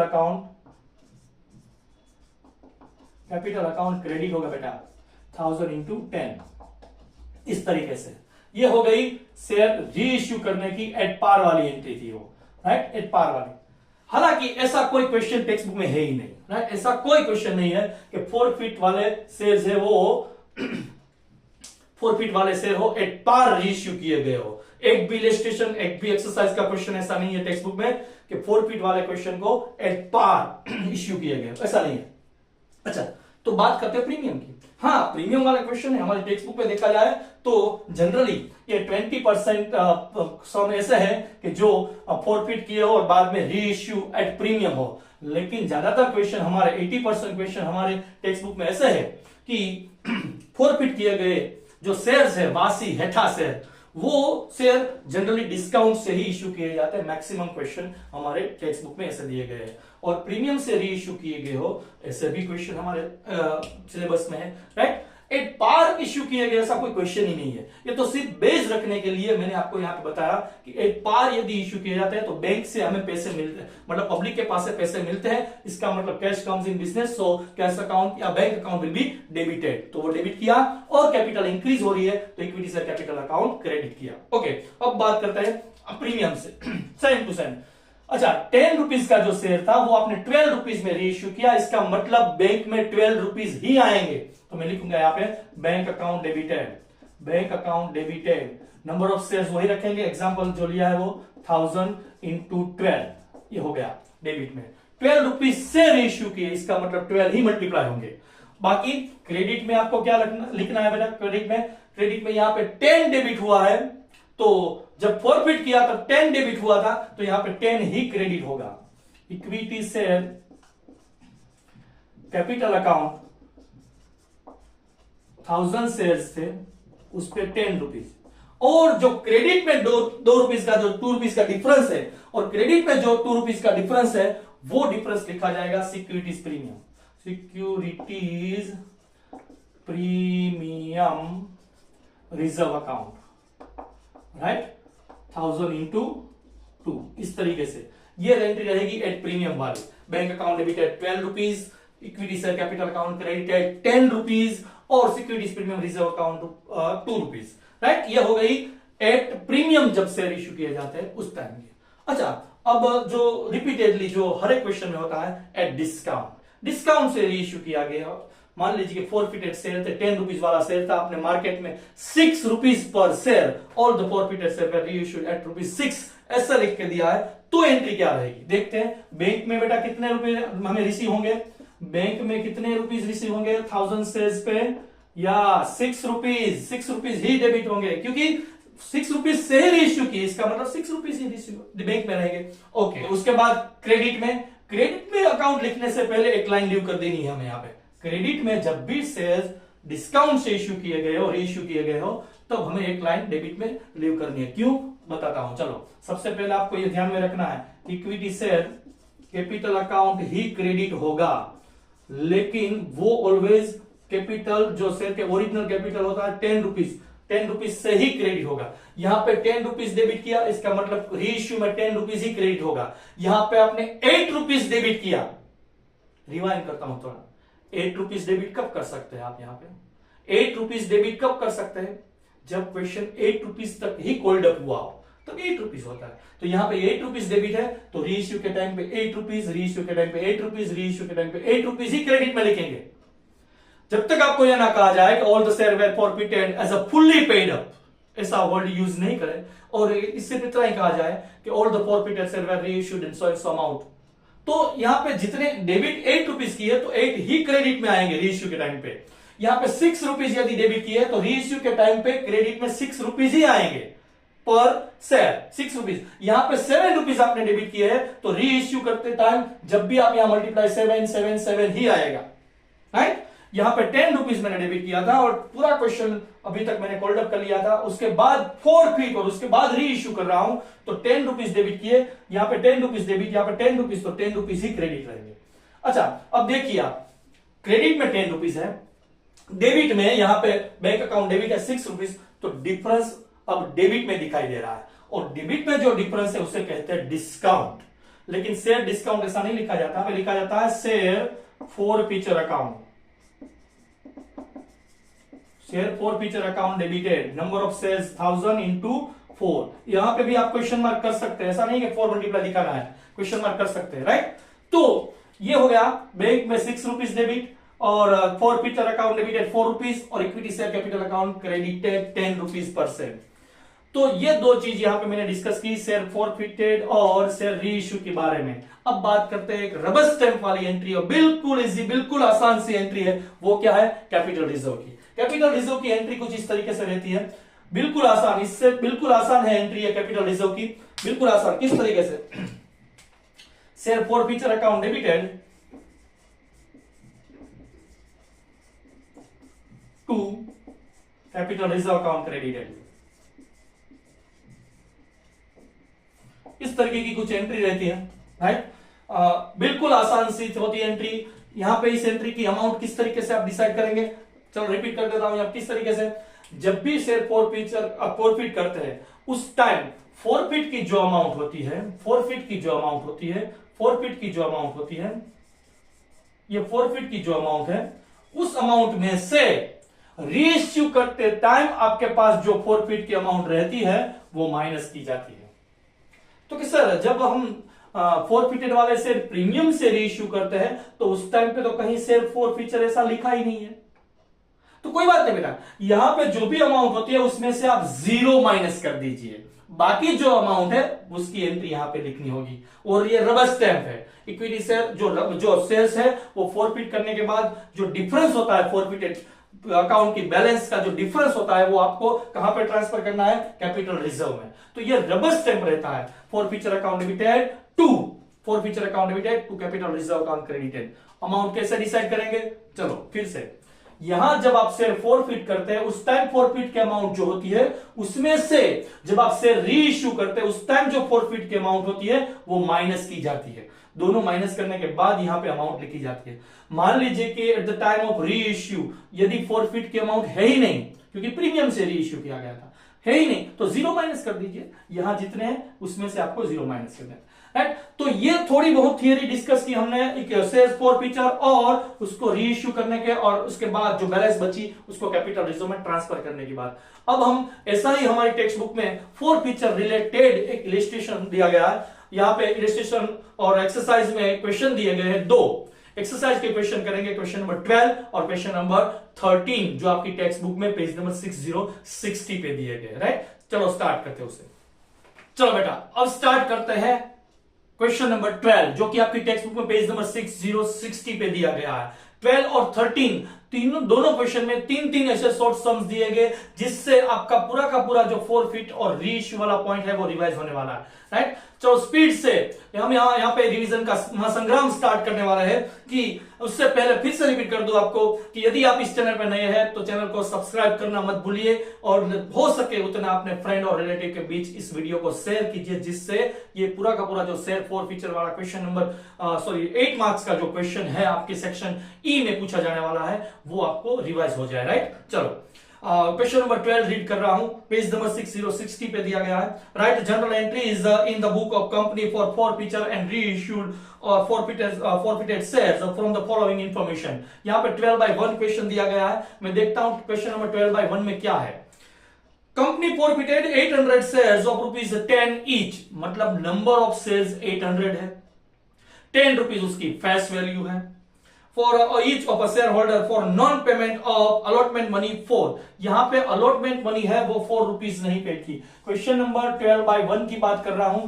question number 12/1 में क्या कहा गया है, पेज नंबर 6060 पे दिया, क्या कहा गया, नंबर ऑफ शेयर्स 800 एक शेयर होल्डर के पास, उसने 10 रुपीज उसकी फेस वैल्यू थी, उसने कहां पे पेमेंट नहीं किया, उसने अलॉटमेंट के स्टेज पे उसने पेमेंट नहीं किया, रुपीज यहां पे 4 रुपीज का पेमेंट नहीं हुआ।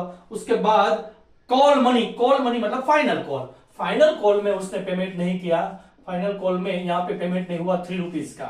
Okay, this share holders had paid only 3 rupees on application. चलो इसकी कोई जरूरत नहीं है, एप्लीकेशन के टाइम पे उसने 3 रुपीज पेड किए हैं, वो यहां पे मीनिंगलेस है, हमें उसकी जरूरत नहीं है। हमें तो यही देखना है जब भी हम शॉर्ट सम या तो लॉन्ग क्वेश्चन सॉल्व करते हैं तो देखना हमें यह है कि शेयर होल्डर ने कौन से स्टेज पे कितनी अमाउंट पेड नहीं की, राइट। क्योंकि कॉलिंग एरियस वाले ही शेयर फॉरफिट किए जाते हैं, तो हमें यही पता लगाना है कि कॉलिंग एरियस कहां पे और कितने शेयर्स पे है। यहां पे 800 शेयर्स, नंबर ऑफ शेयर्स 800 है, 2 जगह पे एक शेयर होल्डर है उसने पेमेंट नहीं किया, कहां अलॉटमेंट के स्टेज पे 4 रुपीज और फाइनल कॉल के स्टेज पे 3 रुपीज का पेमेंट नहीं किया गया। अच्छा, और ये बताया गया कि this share holder had paid ₹3 per share with application. Forfeited share were reissued at ₹8 per share. ये बाद में डिस्कस करना है कि ₹8 से हमें रीइश्यू किया गया। चलो देखते हैं क्या कैलकुलेशन, कौन सी जनरल एंट्री किस तरीके से होगी। सबसे पहले क्वेश्चन नंबर 12 का जो ये फर्स्ट क्वेश्चन है 12/1, उसकी एंट्री में सबसे पहले यहाँ पे equity share capital account debit होगा। मैंने आपको बताया equity share capital account debit ही करेंगे। मैंने आपको बताया कि जब भी शेयर फॉरफिट किए जाते हैं तो इक्विटी शेयर कैपिटल अकाउंट ही डेबिट होता है। अच्छा, नंबर ऑफ शेयर्स कितने देखिए, क्वेश्चन में बताया गया 800 शेयर्स है। और एक बात, क्वेश्चन कहां तक चला है, क्वेश्चन लास्ट तक चला है। तो सर वो आपको कैसे पता चला कि लास्ट तक कंपनी ने कॉल अप करे? अरे बेटा यहां पे देख, उसने फाइनल कॉल के पैसे भी नहीं पेड किए, फाइनल कॉल के पैसे नहीं पेड किए, इसका मतलब क्या हुआ, कंपनी ने फाइनल कॉल तक कॉल्ड अप कर लिया है। मतलब पूरा का पूरा क्वेश्चन 10 रुपीज का शेयर था, 10 तक ही कॉल्ड अप हुआ, 10 तक ही चला है। तो इसका मतलब ये हुआ यहाँ पे 8000 है वो डेबिट में लिखा जाएगा। अब क्या करना है, अब बिल्कुल आसान है, जहां जहां पैसे नहीं मिले वो क्रेडिट में लिख दीजिए। कौन से स्टेज में, अलॉटमेंट है, to equity share allotment, equity share allotment account credited, number of shares 800 है, यस बिल्कुल, और कितने पैसे नहीं मिले, 4 रुपीज, मतलब 3200 यहां पे नहीं मिले। Okay done. अच्छा, उसके बाद 2 कहां पे पैसा नहीं मिले, फाइनल कॉल में, equity share final call account credited, number of shares बेटा कितने हैं, 800 है, एक ही शेयर होल्डर है, और कितने पैसा नहीं मिले, 3 रुपीज, तो यहां पे हो गया 2400। अब जो अमाउंट डिफरेंस अमाउंट है वो डिफरेंस अमाउंट यहाँ पे शेयर फॉरफीचर के तौर पे लिखी जाएगी, और वो 2400 है। यहाँ पे मैंने कैलकुलेशन की है, उसमें से देख के बता रहा हूं कि यहाँ पे share forfeiture account debited, sorry credited, और क्वेश्चन मार्क के तौर पे ही लिखना है। फिर से कह दूं, ये जो 8000 है उसमें से 3200 और 2400 दोनों को आप माइनस करेंगे तो डिफरेंस की अमाउंट आपको मिलेगी यहां 2400, जो हर बार डिफरेंस से ही डिसाइड करनी है। फिर से रिपीट कर दूं, डिफरेंस से ही डिसाइड करनी है। ओके, चलो ये हो गया शेयर फॉरफिट। अब हमें क्या करना है, इसी शेयर्स 800 शेयर्स को हमें मार्केट में री इश्यू करना है। ओके, री इश्यू करते हैं। चलो ये हो गया फॉरफिट। उसके बाद री इश्यू की बात की जाए तो री इश्यू में क्या करेंगे आप, मैंने बताया कि बैंक से ही सेल्फ लगेगा। सेल्फ किस तरीके से लगेगा, देखिए जब भी शेयर आप फॉरफिट करते हैं तो सेल्फ लगता है इक्विटी शेयर कैपिटल से। उसी तरीके से जब आप शेयर री इश्यू करते हैं तो सेल्फ लगेगा बैंक से, मतलब बैंक से ही आपको स्टार्ट करना है। Bank account debited. अच्छा, नंबर ऑफ शेयर्स कितने हैं, देखिए all the forfeited share were री इश्यूड कहा है, मतलब 800 शेयर थे, 800 शेयर्स को उसने कितने में री इश्यू कर दिया, 8 रुपीज पर शेयर। ऐसा क्वेश्चन में कहा गया 8 रुपीज पर शेयर। इसका मतलब ये हुआ यहां पे 6400 डेबिट में रहेंगे। ओके, क्रेडिट में क्या करेंगे आप, क्रेडिट में मैंने बताया कि जितनी अमाउंट यहां पे आपने डेबिट की है इक्विटी शेयर कैपिटल की, यहां पे 10 रुपीज डेबिट किया तो 10 रुपीज ही क्रेडिट रहेगा। यहां पे 8 रुपीज डेबिट किया तो 8 रुपीज ही क्रेडिट रहेगा। यहां पे 6 रुपीज क्रेडिट डेबिट किया तो 6 रुपीज ही क्रेडिट में रहेंगे। यहां पे 7 रुपीज डेबिट किया है तो 7 रुपीज ही क्रेडिट में। वो कंपलसरी है, जितनी अमाउंट अपने शेयर कैपिटल की फॉरफिटेड के टाइम पे डेबिट की है उतनी ही आपको यहां री इश्यू के टाइम पे लिखनी है। एक लाइन लीव करके यहां पे लिखूंगा equity share capital account credited 800 into यहां पे 10 था मतलब 10। अच्छा, अब जो डिफरेंस हमें दिखाई दे रहा है, आई थिंक 1600 का डिफरेंस हमें दिखाई दे रहा है, वो डिफरेंस डेबिट में दिखाई दे रहा है। इसका मतलब उसे कहेंगे डिस्काउंट। और डिस्काउंट किस तरीके से रिकॉर्ड किया जाता है, शेयर फॉरफिचर अकाउंट से, डेबिटेड, राइट। और जनरली उसको क्या कहते हैं, क्वेश्चन मार्क से ही डिसाइड कर लेते हैं। यहां पे 1600 का डिफरेंस दिखाई दे रहा है, राइट, डेबिटेड। तो ये हो गया फॉरफिट और री इश्यू। अब बात करते हैं कैपिटल रिजर्व। कैपिटल रिजर्व में यदि आपको एंट्री लिखनी है तो कैपिटल रिजर्व में किस तरीके से, कैपिटल रिजर्व मैंने आगे भी बताया, फिर से रिपीट कर रहा हूं। कैपिटल रिजर्व की जो एंट्री होती है और रबर स्टैम्प होती है कुछ इस तरीके से, share forfeiture account debited to capital reserve account credited, capital reserve account credited. अच्छा, अमाउंट कहां से लाएंगे आप, बताया था किस तरीके से, जब शेयर फॉरफिट करते हैं उस टाइम पे जो फॉरफिट की अमाउंट होती है उसमें से आपको एट द टाइम ऑफ री इश्यू, जब आप शेयर री इश्यू करते हैं उस टाइम पे जो फॉरफिट की अमाउंट है वो आपको माइनस कर देनी है। दोनों माइनस करेंगे तो यहां पे जो आंसर आ रहा है वो कितना होगा बेटा, 800 रुपीज। तो ये हो गई एंट्री 800 वाली। कुछ इस तरीके से आपको ये शॉर्ट सम सोल्व किया है यहाँ पे हमने कि 800 शेयर्स थे, 10 रुपीज तक कॉल्ड अप था, एट पार ही इश्यू हुआ था, कोई प्रीमियम वाली मैटर नहीं थी। बिल्कुल आसान सा एक इलिस्ट्रेशन था, यहाँ पे क्वेश्चन था हमारे पास, क्वेश्चन नंबर 12/1। अब बात करते हैं क्वेश्चन 12/2 की। देखते हैं चलो क्या कहा गया है। RK company limited forfeited 600 shares. अच्छा, यहां पे number of shares question number 12/2, 600 आपके पास नंबर ऑफ शेयर्स है। उसके बाद ये बताया गया 10 रुपीज ईच ऑफ सुनील के पास यहां पे 10 रुपीज का जो 10 रुपीज का शेयर था सुनील के पास था। अच्छा, नाम कोई मायने नहीं रखता। सुनील के पास 600 शेयर्स 10 रुपीज वाले थे। Sunil had paid application and allotment money ₹5%। देखिए यहां कहा गया है paid, application and allotment money है उसके 5 रुपीज उसने पेड किए हैं। ओके, वो हमें कोई नहीं चाहिए, हमें तो कॉल इन एरियस जनरली चाहिए, राइट। पेड की है वो अमाउंट कहां पे लिखी जाती है, यहां पे जो क्वेश्चन मार्क दिखाया है ना वहां पे पेड की गई अमाउंट आती है, राइट, क्योंकि जो पेड हो चुका है उसी को फॉरफिट कर सकते हैं। जो कॉल इन एरियस है अनपेड है उसको आप फॉरफिट नहीं कर सकते, right. Okay, but had not paid 3 rupees per share and 2 rupees per share on first and second call मतलब फाइनल कॉल। यहां पे उसने फर्स्ट कॉल में अमाउंट पेड नहीं की, कितनी अमाउंट 3 रुपीज पर शेयर, और फाइनल कॉल में सेकेंड कॉल में उसने अमाउंट पेड नहीं की 2 रुपीज। ये दो जगह पे उसने पेमेंट नहीं किया, कोई बात नहीं। चलो, out of the forfeited share, ध्यान रहे आउट ऑफ फॉरफिटेड शेयर, यहां पे फॉरफिट आपको कितने शेयर करने हैं 600, लेकिन उसमें से सिर्फ और सिर्फ out of forfeited share 400 shares ही आप री इश्यू कर रहे हैं, वो भी कितनी अमाउंट से 6 rupees per share to Mittal, 6 rupees per share to Mittal. Okay, चलो इसका कैलकुलेशन देखते हैं किस तरीके का कैलकुलेशन रहेगा, पहले देख लेते हैं फिर से। 600 उसके पास नंबर ऑफ शेयर्स है सुनील के पास, उसकी फेस वैल्यू 10 रुपीज है, उसने 2 जगह पे पेमेंट किया है, एप्लीकेशन और अलॉटमेंट दोनों मिला के उसने टोटल 5 रुपीज का पेमेंट कर दिया है। तो ये पेमेंट जो किया वो हमें कोई काम का नहीं है, राइट। हमें कहां पे पैसे नहीं मिले, यहाँ पे फर्स्ट कॉल में 3 रुपीज नहीं मिले और फाइनल कॉल में 2 रुपीज नहीं मिले। चलो सबसे पहले उसको फॉरफिट कर लेते हैं किस तरीके से। चलो 12 क्वेश्चन नंबर 12/2, सबसे पहले फॉरफिट की एंट्री, इक्विटी शेयर कैपिटल से ही स्टार्ट होगा बेटा, डिविडेंड, नंबर ऑफ शेयर्स कितने देखते हैं 600 शेयर्स। अच्छा, क्वेश्चन कहां तक चला है, फाइनल कॉल तक कॉल्ड अप हो चुका, हाँ बेटा फाइनल कॉल। कैसे पता चला, देखिए यहां पे उसने फाइनल कॉल में पैसे नहीं पेड किए, इसका मतलब लास्ट तक कॉल्ड अप हो चुका है। तो यहां पे लास्ट मतलब फेस वैल्यू टोटल 10 रुपीज तक कॉल्ड अप हो चुका है, इंटू 10 तो अमाउंट हो जाएगी 6000।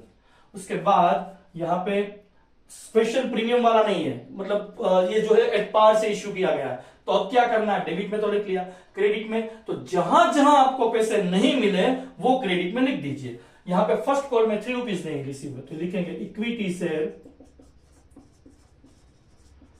First call account, number of shares 600 ही है, कितने पैसे नहीं मिले, फर्स्ट कॉल में 3 रुपीज रिसीव नहीं हुए तो मतलब 1800 रिसीव नहीं हुए। उसके बाद टू फाइनल कॉल में भी पैसे नहीं रिसीव हुए, फाइनल कॉल में भी पैसे नहीं रिसीव हुए, number of shares 600 into final call में 2 रुपीज रिसीव नहीं हुए।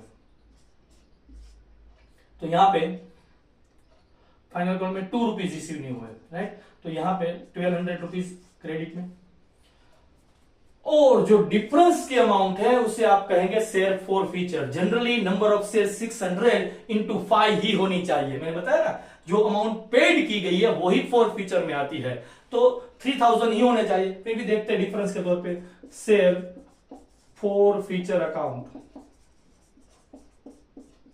जो जनरली हम डिफरेंस के तौर पे डिसाइड करते हैं किस तरीके से, यहाँ पे 6000 है और इन दोनों का टोटल किया तो 3000 बचे, तो डिफरेंस की अमाउंट है वो 3000 यहां पे लिख देंगे। ये हो गया शेयर फॉरफिटेड, राइट। फॉरफिट तो कर लिया, अब री इश्यू करते हैं, लेकिन री इश्यू करते समय आपको ये ध्यान में रखना है कि टोटल आपने 600 फॉरफिट किए, लेकिन री इश्यू कितने कर रहे हैं, out of forfeited share only 400 share were reissued by the company, 400 ही शेयर्स आप यहां पे री इश्यू कर रहे हैं। कोई बात नहीं, चलो उसकी एंट्री लिखते हैं, bank account debited, number of shares कितने 400, और वो 400 को किस तरीके से रेशियो किए 6 रुपीज पर शेयर। ओके, तो ये डेबिट में अमाउंट आ जाएगी 2400, डन।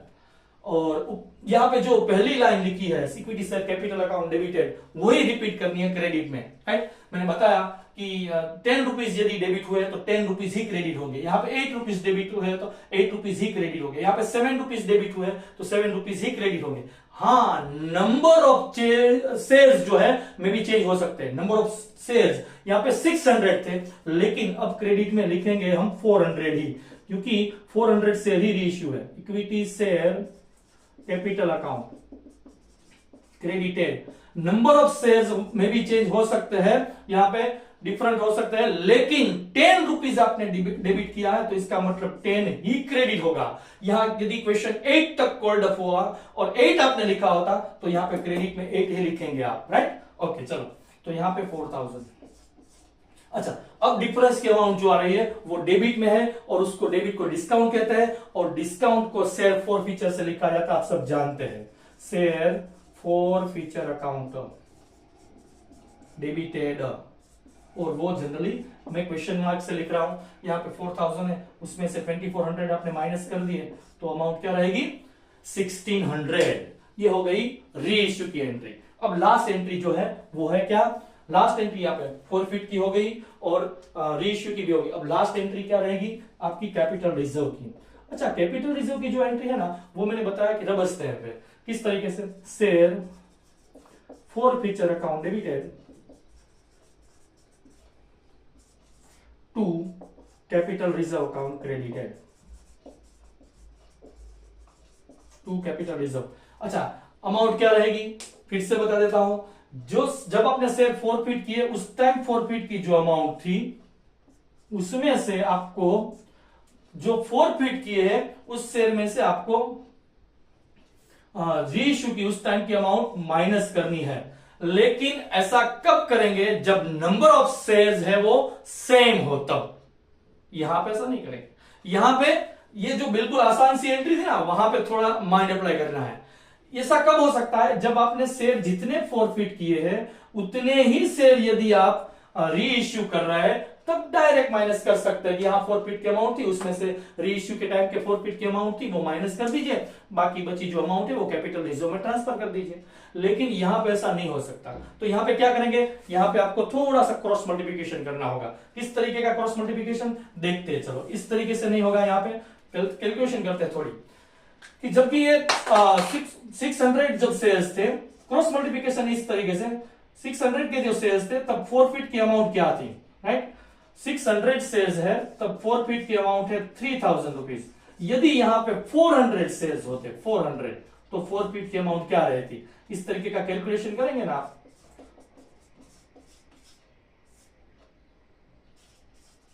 तो अमाउंट रहेगी 2000 रुपीज। अच्छा, अब ये 2000 है ना वो आपको यहां पे सोचना है, समझना है, ध्यान में रखना है। सिर्फ ध्यान में रखना है, वो एंट्री का कोई पार्ट नहीं है। ये जो 2000 है वो सिर्फ आपको दिमाग में रखना है। और माइनस किस तरीके से करेंगे, 2000 माइनस यहां की जो फॉरफिट की अमाउंट कितनी है 1600, वो माइनस कर देंगे तो कैपिटल रिजर्व की जो आपकी एंट्री है वो क्या बनने वाली है 400 रुपीज की, राइट। चलो, ये हो गया शॉर्ट सम। एक सेकंड जो था बिल्कुल आसान सा। लेकिन एक चीज यहां पे ध्यान में रखनी थी कि डायरेक्ट 3000 में से 1600 माइनस नहीं करने हैं। ऐसा क्यों भाई, क्योंकि नंबर ऑफ फॉरफिटेड शेयर ज्यादा है और रीइश्यू वाले शेयर्स कम है। तो वो दोनों जब डिफर रहते हैं तो यहां पे आपको क्रॉस मल्टीप्लिकेशन इस तरीके से करनी है कि शेयर्स इतने हैं तब उसकी फॉरफिट की अमाउंट, शेयर 600 थे तब उस फॉरफिट की अमाउंट 3000 थी। यदि यहां पे 400 शेयर्स हमने डिसाइड किया क्योंकि 400 रीइश्यू है, 400 शेयर्स होते तो यहां पे क्या अमाउंट हो सकती, वो उस तरीके से आप क्रॉस मल्टीप्लिकेशन करेंगे और क्रॉस मल्टीप्लिकेशन से जो अमाउंट आपको मिलती है वो यहां सिर्फ दिमाग में रखनी है, लिखनी नहीं है, सिर्फ दिमाग में। 2000 यहां पे है और 1600 यहां पे है, दोनों को माइनस कर दीजिए तो कैपिटल रिजर्व की एंट्री हो जाएगी, राइट। चलो, अब बात करते हैं थर्ड नंबर वाला क्वेश्चन 12/3। ओके, 12/3 में क्या कहा है, मैं क्वेश्चन को रीड कर रहा हूं। A share holder holding 3000 shares equity shares of ₹10 each. मतलब क्वेश्चन नंबर 12/3 में यह बताया गया है कि यहां पे नंबर ऑफ शेयर्स, किसी एक शेयर होल्डर के पास 3000 शेयर्स थे। ओके, डन, 3000 शेयर्स थे। 10 रुपीज उसकी फेस वैल्यू थी, वो भी नोट कर लेता हूं। 10 रुपीज उसकी फेस वैल्यू थी।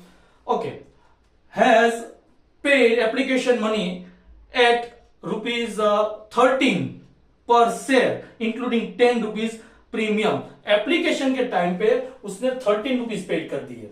एप्लीकेशन के टाइम पे उसने 13 रुपीज इंक्लूडिंग प्रीमियम ₹10 प्रीमियम के साथ उसने 13 रुपीज पेड कर दिए, right. Okay, and allotment money 13 पर शेयर इंक्लूडिंग प्रीमियम 10। ये अलॉटमेंट के जो 13 थे वो भी उसने पेड कर दिए। अलॉटमेंट मनी है 13 रुपीज इंक्लूडिंग प्रीमियम ₹10, वो भी उसने, ये दोनों अमाउंट उसने पेड कर दी है, right. Okay, His share were forfeited for non-payment of call ₹4। उसने कॉल के मतलब फाइनल कॉल, उसने 4 रुपीज जो फाइनल कॉल थे उसका पेमेंट नहीं किया, and therefore their share will be forfeited by the company। Forfeited share were reissued at 7 rupees. ये बाद में डिस्कस करेंगे कि 7 रुपीज से उसने रीइश्यू किया है, कोई बात नहीं। चलो सोल्व करते हैं किस तरीके से सोल्व होगा। क्वेश्चन नंबर 12/3 है, ये शॉर्ट सम है। सबसे पहली बात ये सोल्व करने से पहले कि ये क्वेश्चन है वो प्रीमियम वाला है। यहाँ पे दो जगह पे प्रीमियम दिए गए, हम प्रीमियम के अमाउंट देंगे 10 रुपीज 10 रुपीज, मतलब यहाँ पे प्रीमियम 20 रुपीज है पूरे क्वेश्चन में। लेकिन देखने वाली चीज ये है कि दोनों जगह पे जो उसने प्रीमियम बताया वो दोनों जगह पे शेयर होल्डर ने पेमेंट कर दी है, पूरी की पूरी पेमेंट हो गई। एप्लीकेशन में भी पैसे सारे के सारे आ गए और अलॉटमेंट के स्टेज पे भी सारे के सारे पैसे आ गए। बस एक लास्ट फाइनल कॉल था जो 4 रुपीज का, वो पेड नहीं कर पाया वो शेयर होल्डर, और उसके शेयर्स कंपनी ने फॉरफिट कर लिए। कोई बात नहीं, ये क्वेश्चन प्रीमियम वाला है, फिर भी इसकी फॉरफिट की जो एंट्री है बिल्कुल इजी होने वाली है। क्यों? क्योंकि प्रीमियम जहां पे है वहां कॉलिंग एरियस नहीं है। फिर से रिपीट कर दूं, प्रीमियम कहां पे है? प्रीमियम की अमाउंट है वो एप्लीकेशन और अलॉटमेंट के स्टेज में, और कॉलिंग एरियस कहां पे? फाइनल कॉल में। तो सिंपल सी एंट्री होगी कुछ इस तरीके से, देखिए इक्विटी शेयर कैपिटल अकाउंट, जैसे हम सेल्फ मारते हैं ना वैसे ही, equity share capital account debited. चलो डेबिट कर देते हैं, कितनी अमाउंट रहेगी? नंबर ऑफ शेयर्स कितने बेटा? Number of shares 3000। पूरा का पूरा क्वेश्चन है वो लास्ट तक चला है क्या?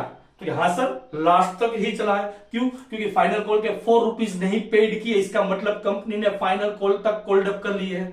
तो 4 यहां पूरा का पूरा क्वेश्चन लास्ट तक, मतलब 10 रुपीज तक कॉल्ड अप हुआ है, तो 10 मल्टीप्लाई होगा, मतलब यहां पे 30,000 डेबिट में हो जाएंगे।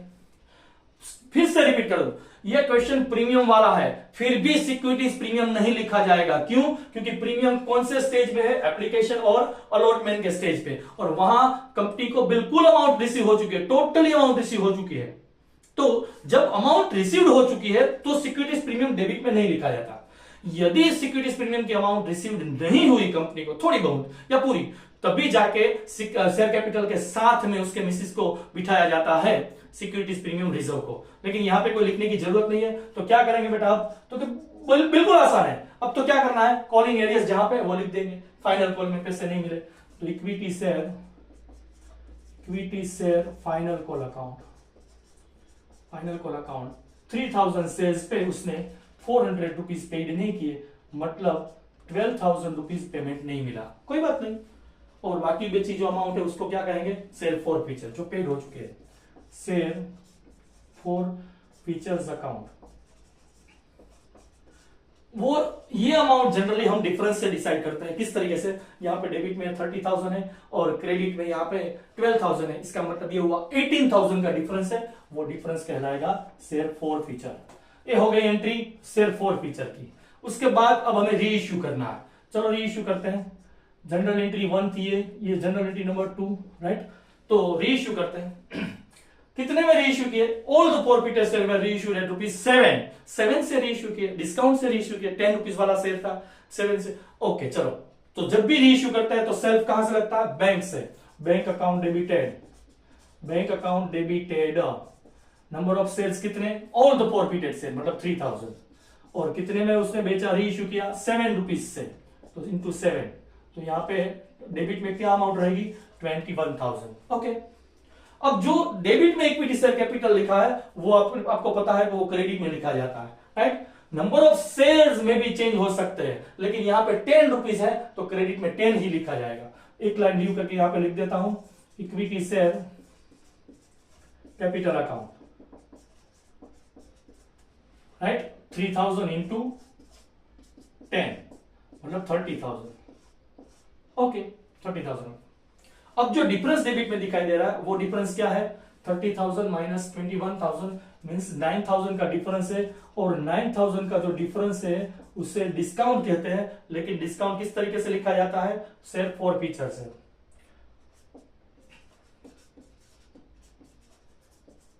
डेबिटेड क्वेश्चन मार्क, 9,000 का डिफरेंस है वो मैंने यहां पे लिख दिया। ये हो गई शेयर फॉर फीट की एंट्री, री इश्यू की एंट्री। और अब बात करते हैं कैपिटल रिजर्व, जो हर बार रबर स्टैंप रहता है वो, ये रबर स्टैंप वाली एंट्री, राइट? हम कैपिटल रिजर्व की एंट्री करेंगे। Share forfeiture account debited,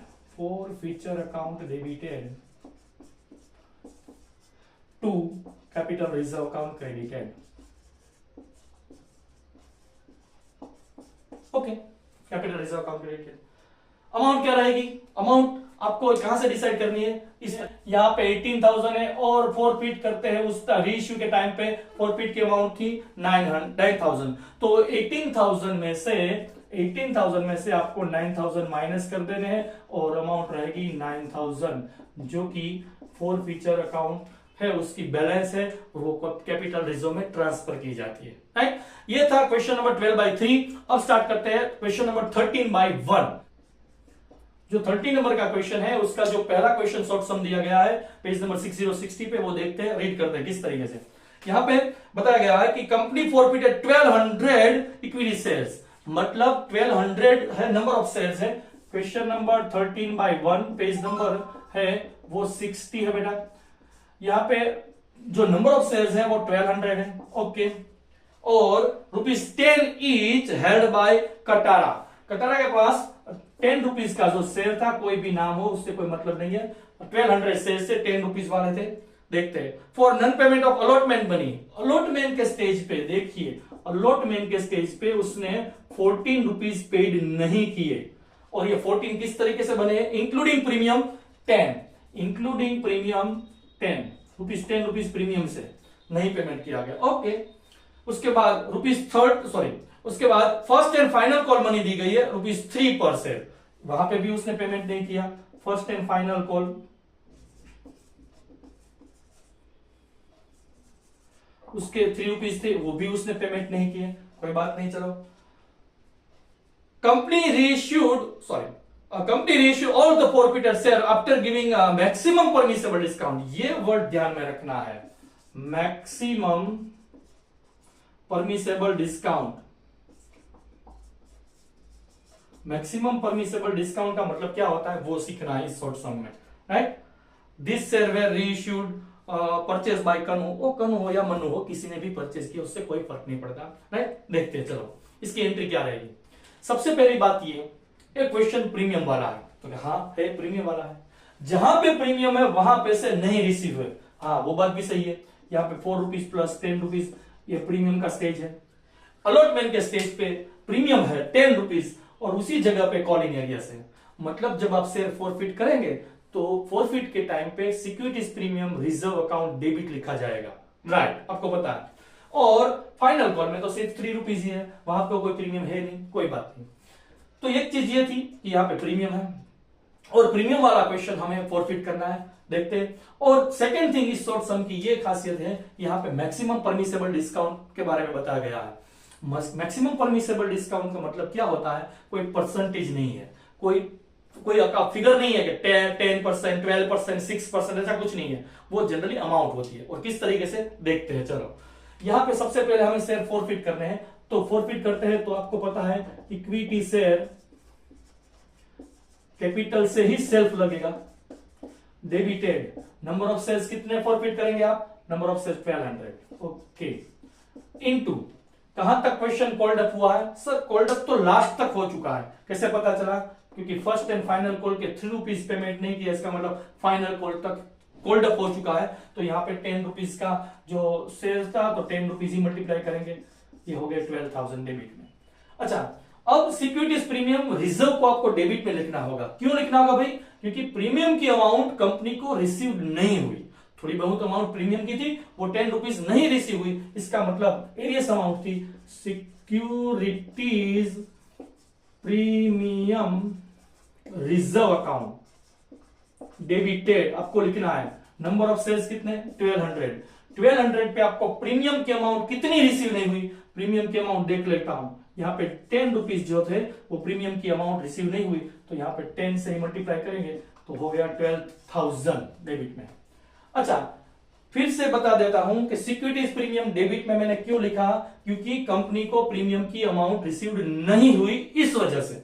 यदि प्रीमियम की अमाउंट रिसीव हो चुकी होती और प्रीमियम वाला सम होता तो भी मैं यहां पे प्रीमियम नहीं लिखता, या मैं नहीं लिखता, लेकिन प्रीमियम की अमाउंट रिसीव नहीं हुई है, इस वजह से यहां पे सिक्योरिटीज प्रीमियम आउटस्टैंडिंग है, इसलिए डेबिट में लिखा है, right, okay.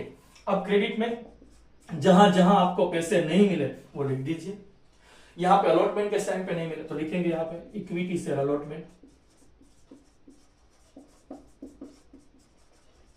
Equity share allotment account, right. कितने पैसे, मतलब जो नंबर ऑफ शेयर्स 1200 थे, इनटू 1200 इनटू बता दो यहां पे कि received unreceived always with premium ही लिखा जाता है। रिसीव्ड और अनरिसीव्ड यहां पे हमेशा विथ प्रीमियम ही लिखा जाता है, ऑलवेज विथ प्रीमियम। और डिस्काउंट होता तो विदाउट डिस्काउंट ही मल्टीप्लाई होता, तो प्रीमियम के साथ यहां पे आपको मल्टीप्लाई करने होंगे। तो यहां पे हमें 1200 इंटू 14 करेंगे तो अमाउंट क्या रहेगी, मल्टीप्लाई कर लीजिए 16,800।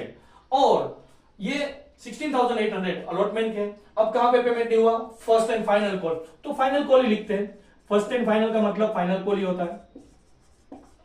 हम कहते हैं ना पहली और पहली बार कही दो छू एम, first and final time. First and final मतलब फाइनल ही रहता है। यहाँ पे 1200 इंटू फाइनल कॉल में पैसे नहीं रिसीव है, 3 रुपीज पर शेयर, तो 3600 ये हो गए। अब जो अमाउंट है वो जो डिफरेंस की अमाउंट है उसे कहेंगे शेयर फॉर फीचर। तो शेयर फॉर फीचर के तौर पे कि आप डिफरेंस फाइंड कर लीजिए। यहां पे डिफरेंस रहेगा 3600 का, तो ये 3600 है वो शेयर फॉर फीचर हो गया, राइट। ये शेयर फॉर फीच हुए और उस फॉरफिट हो गए। अब हमें रीइश्यू करने हैं, और रीइश्यू किस तरीके से, मैक्सिमम परमिसेबल डिस्काउंट से। चलो देखते हैं किस तरीके से एंट्री होगी रीइश्यू की। देखते हैं यहाँ पे सेकेंड रीइश्यू करते हैं। आप सभी को पता है कि रीइश्यू करते समय बैंक ही डेबिट लिखा जाएगा। ओके वेरी गुड, चलो बैंक अकाउंट डेबिटेड। लेकिन इस बार क्या है कि ये अमाउंट डिसाइड नहीं हो सकती, क्योंकि यहां पे हमें बताया गया कि आप डिस्काउंट से इश्यू कर रहे हैं। डिस्काउंट से इश्यू कर रहे हैं, इसका मतलब ये हुआ कि शेयर फॉर फीचर से आपको लिखना है debit, forfeiture account debit लिखेंगे, share forfeiture account debit लिखेंगे। यहां बताया गया maximum permissible discount. Maximum permissible discount का मतलब बेटा ये होता है कि जो फॉरफिट की अमाउंट है at the time of forfeited share, जो फॉरफिट की अमाउंट है वो सारी की सारी अमाउंट आपको डिस्काउंट के तौर पे न्यू शेयर होल्डर्स को दे देनी है, राइट। जो यहाँ पे कन्नू है उसने यहाँ पे शेयर परचेज किए, तो सारी के सारा डिस्काउंट उसे हम दे देंगे। जितना भी हमें मुनाफा हुआ, जितना भी हमें प्रॉफिट हुआ, वो सारा का सारा एज ए डिस्काउंट हम दे देते हैं, तो उसे कहते हैं मैक्सिमम परमिसेबल डिस्काउंट, राइट। तो ये अमाउंट हमारे पास पहले से ही है, और आप सब जानते हैं कि यहाँ पे 10 रुपीज यदि डेबिट हुआ है तो वो 10 रुपीज ही क्रेडिट होगा। ये जरूरी नहीं है कि यहाँ पे दोनों लाइन है वो रिपीट हो, राइट। इक्विटी शेयर कैपिटल वाली लाइन ही रिपीट आती है। यहाँ पे equity share capital account credit लिखा जाएगा। नंबर ऑफ सेल्स कितने, 1200 इंटू यहाँ पे 10 डेबिट है, तो इसका मतलब 10 ही क्रेडिट होगा, तो 12,000। अब जो अमाउंट बचती है वो रहेगी डिफरेंस की अमाउंट। अब डिफरेंस की अमाउंट है वो आपको बैंक पे लिखनी है। डिफरेंस इस बार बैंक से लिखा जाएगा, क्योंकि आपको डिस्काउंट बताया गया था कि डिस्काउंट की अमाउंट क्या है, वो आपको यहां पे बताई गई थी। डिस्काउंट की अमाउंट है वो क्या थी। अब ये डिफरेंस है वो बैंक से लिखा जाएगा, क्योंकि आपको इस बार बताया गया था कि डिस्काउंट क्या है। डायरेक्टली नहीं बताया गया था, लेकिन इनडायरेक्टली आपको यह कहा गया था कि डिस्काउंट है वो कितना है, 3600।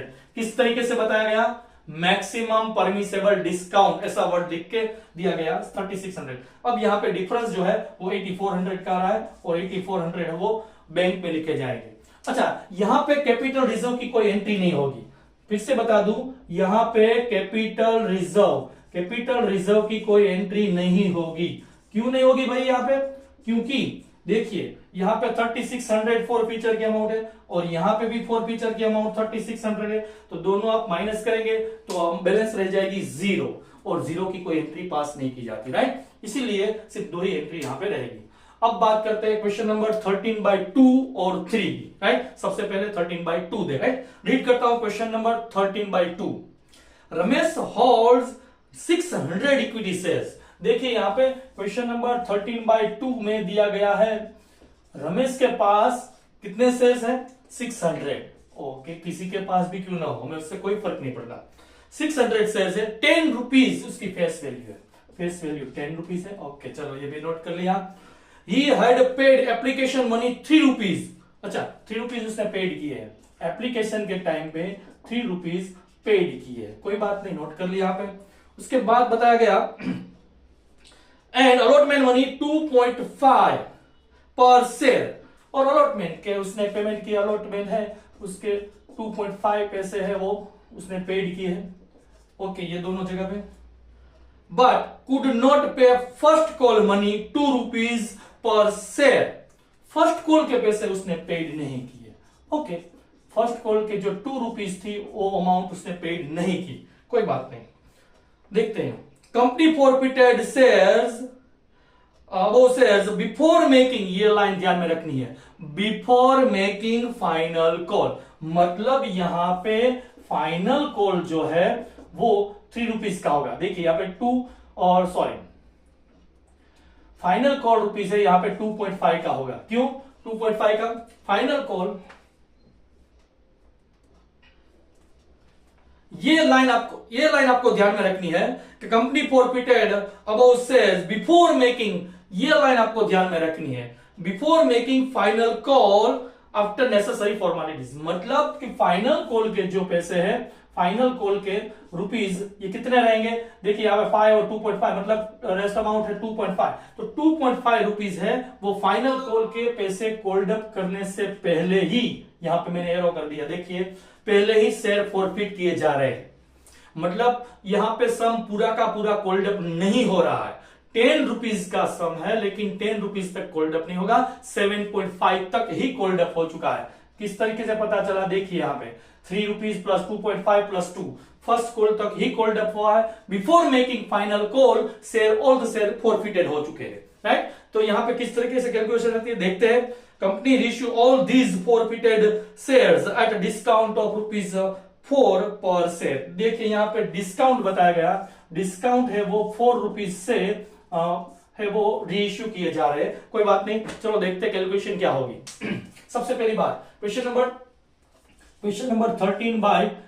13 का जो ये सेकंड नंबर का क्वेश्चन है वो यहां पे सोल्व करते हैं। सबसे पहले हम शेयर फॉरफिट करेंगे, तो आप सभी को पता है कि फॉरफिट करते हैं तो इक्विटी शेयर कैपिटल अकाउंट ही डेबिट होगा, राइट। ओके, डेबिट होगा। और कितनी अमाउंट? नंबर ऑफ शेयर्स कितने हैं? 600 शेयर्स है। और सम कहां तक चला है, क्वेश्चन को ही हम पूछेंगे कि बेटा तो कितनी देर तक चला है, कहां तक चला है, मतलब कंपनी ने कहां तक कॉल्ड अप किया है। तो कंपनी सिर्फ फर्स्ट कॉल तक ही कॉल्ड अप कर चुकी है, क्योंकि फाइनल कॉल तो अभी तक कॉल्ड अप ही नहीं हुआ, राइट। फर्स्ट कॉल तक कॉल्ड अप किया और उसी में एक शेयर होल्डर ने वहां 600 शेयर्स पे पेमेंट फर्स्ट कॉल का नहीं किया, राइट। तो इसका मतलब ये हुआ कि क्वेश्चन सिर्फ और सिर्फ 7.5 तक ही कॉल्ड अप हुआ है। तो यहां 10 रुपीज नहीं बेटा, यहां पे 7.5 ही मल्टीप्लाई होंगे और इसका मल्टीप्लीकेशन करेंगे तो यहां पे 4500 आ जाएंगे। ओके, ये डेबिट हो गया। ओके, चलो अब बात करते हैं जो क्रेडिट की। यहां पे क्वेश्चन में प्रीमियम कहीं पे भी नहीं है, तो इसका मतलब ये हुआ कि प्रीमियम तो कोई डेबिट में लिखने की जरूरत ही नहीं है। कहां पैसे नहीं मिले? देखिए एप्लीकेशन में उसने पेड कर दिए, अलॉटमेंट के पैसे भी पेड कर दिए। कहां पे पेड नहीं हुए? यहां पे फर्स्ट कॉल में। तो यहां पे लिखा जाएगा टू इक्विटी शेयर, जो एरियस है वही लिखेंगे हम, to equity share first call account credited. Number of shares कितने? 600। और कितने पैसे नहीं पेड किए? 2 रुपीज। इसका मतलब 1200 रुपीज पेमेंट नहीं हुआ। ओके, बाकी बची अमाउंट को क्या कहेंगे बेटा? डिफरेंस है उसे share forfeiture account. Share forfeiture account difference के तौर पे जो अमाउंट रहेगी वो लिखेंगे यहाँ पे 3300। ये हो गया फॉर फीचर, ये फॉरफिटेड हो गया, राइट। अब बात करते हैं रीइश्यू की। चलो, ये जो फॉरफिटेड शेयर्स है 600 वो हमें रीइश्यू करने हैं, लेकिन किस तरीके से? Discount 4 rupees discount. देखिए बैंक नहीं कहा 4 रुपीज से रीइश्यू की, ऐसा नहीं कहा गया। डिस्काउंट 4 रुपीज, मतलब फॉरफिटेड की अमाउंट है वो 4 रुपीज पर शेयर रहेगी। देखते हैं, चलो बैंक अकाउंट डेबिटेड। जब भी हम शेयर फॉरफिटेड से रीइश्यू करते हैं बैंक ही डेबिट होगा, लेकिन अब बैंक इस टाइम आप बैंक की अमाउंट नहीं लिख सकेंगे, लेकिन कौन सी अमाउंट लिखेंगे आप? शेयर फॉर फीचर वाली। शेयर फॉर फीचर वाली आप अमाउंट लिख सकते हैं 600 इंटू 4 रुपीज। 600 इंटू 4 रुपीज मतलब अमाउंट रहेगी 2400, राइट। ये डेबिट में 2400। ओके, लिख दिया। और क्रेडिट में जहां यहां पे आपने 7.5 डेबिट किया है तो 7.5 ही equity share capital account credit होगा। Equity share capital account credited.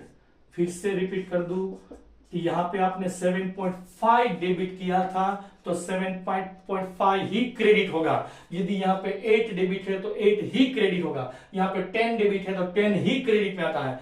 हाँ, यदि यहां ऐसा लिख के देते कि all the forfeited 600 share were reissued at discount ₹4 as fully paid, हाँ, यदि एस फुली पेड अप देते तो यहाँ पे 2.5 रुपीज का जो अमाउंट बाकी है अभी as a fully paid up लिखा है, तो उसका मतलब ये रहता है कि 2.5 आप यहाँ पे क्रेडिट में लिखते हैं और इसके आगे यहाँ पे लिखना होता है आपको कॉल्स इन एडवांस, राइट। तो 10 रुपीज कंप्लीट कर सकते थे, लेकिन यहाँ तो कोई ऐसा इंस्ट्रक्शन है नहीं।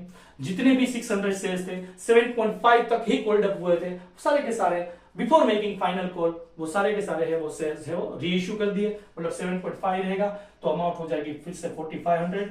और अब बैंक की जो अमाउंट है वो आपको डिफरेंस के तौर पे डिसाइड करनी है। 4500 में से ये माइनस कर देंगे तो यहाँ पे 2100 हो जाएगा, राइट। ओके, चलो अब बात करते हैं कैपिटल रिजर्व की। कैपिटल रिजर्व की अमाउंट क्या रहेगी देखते हैं। उसकी जो एंट्री है वो तो रबर स्टैम्प है, share forfeiture account debited, share forfeiture account debited to capital reserve account credited, to capital reserve account credited. तो क्या अमाउंट रहेगी देखते हैं, चलो यहां पे फॉरफिट की अमाउंट क्या है 3300, ओके 3300 माइनस यहां पे फॉरफिट की अमाउंट क्या है 2400, ये 2400 माइनस कर दिया तो अमाउंट क्या रहेगी 900 रुपीज है वो कैपिटल रिजर्व कहलाएगी, राइट। ये हो गया क्वेश्चन नंबर 13 का सेकेंड जो क्वेश्चन था 13/2। ये क्वेश्चन नंबर 13/3 है वो थोड़ा कैलकुलेटिव है, थोड़ा इसमें दिमाग अप्लाई करना पड़ेगा, क्योंकि इस पूरे पैराग्राफ में क्या डिटेल दी गई है वो आपको बड़े ध्यान से सुनना है, समझना है, राइट। देखते हैं, चलो यहाँ पे company forfeited 400 equity shares of ₹100 each. इसका मतलब ये हुआ कि जो एक शेयर होल्डर है उसके पास, हम क्वेश्चन सोल्व कर रहे हैं 13/3 पेज नंबर 6060 पे दिया गया है, जहां पे बताया गया एक शेयर होल्डर है उसके पास 400 इक्विटी शेयर्स है, ओके चलो 400, और वो क्वेश्चन की जो फेस वैल्यू है शेयर की फेस वैल्यू, क्वेश्चन में फेस वैल्यू दी गई है 100 रुपीज, और ये 100 रुपीज वाले जो शेयर है वो इश्यूड एट अ प्रीमियम 20% के हिसाब से इश्यू किए गए। 20% का मतलब होता है 20 रुपीज, 20 पैसे का मतलब होता है 20% का मतलब होगा 20 रुपीज, क्योंकि 100 रुपीज का शेयर है उसके 20% करेंगे तो 20 रुपीज ही मिलेंगे, राइट। ओके, आगे क्या बताया गया ₹80 per share including premium are called up on this share. देखिए यहां पे बताया गया कि 80 रुपीज है वो कोल्ड अप है। ध्यान रखने वाली चीज, ध्यान रखने वाली बात ये है, ये लाइन है वो अंडरलाइन कर लीजिए, इस लाइन के नीचे यहां पे इसे मार्क कर लीजिए कि ₹80 है वो कोल्ड अप है, लेकिन इंक्लूडिंग प्रीमियम कोल्ड अप है। तो इसका मतलब क्या हुआ, इसका मतलब ये हुआ कि एक्चुअल में क्वेश्चन 80 रुपीज तक कोल्ड अप नहीं हुआ। क्वेश्चन में प्रिंट करके दिया है कि on this shares ₹80 including premium is cold up, ये 80 रुपीज कोल्ड अप हुआ लेकिन प्रीमियम के साथ 80। तो इसका मतलब ये हुआ कि प्रीमियम को यदि हटाया जाए तो ये जो प्रीमियम है 20 रुपीज को हटाया जाए तो ये जो शेयर है वो ₹60 तक ही कोल्ड अप हुआ है, मतलब ₹60 तक ही क्वेश्चन चला है, 60 रुपीज तक ही कोल्ड अप हुआ, राइट। ओके, अब आगे बढ़ते हैं। For non payment on allotment money ₹50, allotment के 50 रुपीज पेड नहीं किए थे, अलॉटमेंट के 50 रुपीज है वो इंक्लूडिंग प्रीमियम लिखा है इनटू ब्रैकेट, प्रीमियम पेड नहीं किए गए, अलॉटमेंट मनी है उसके 50 रुपीज नहीं पेड किए। एक्चुअली 50 रुपीज के अंदर प्रीमियम की अमाउंट है 20 रुपीज, तो ये 50 रुपीज किस तरीके से बने हैं देखिए 30 + 20 से बने हैं, 30 है उसे कैपिटल कहेंगे और 20 रुपीज प्रीमियम, इस तरीके से अलॉटमेंट के 30 रुपीज हो गए, राइट। अलॉटमेंट के capital 30 rupees, 20 rupees premium, allotment के टाइम पे कंपनी को पैसे नहीं मिल रहे, ओके। सेल्स नहीं, okay. This share were forfeited before making first and final, मतलब first and final call called up करने से पहले ही, फर्स्ट एंड फाइनल कॉल जो है वो कोल्ड अप करने से पहले ही यहां पे फॉरफिट किए जा रहे हैं। तो आप मुझे बताइए फाइनल कॉल की अमाउंट क्या रहेगी।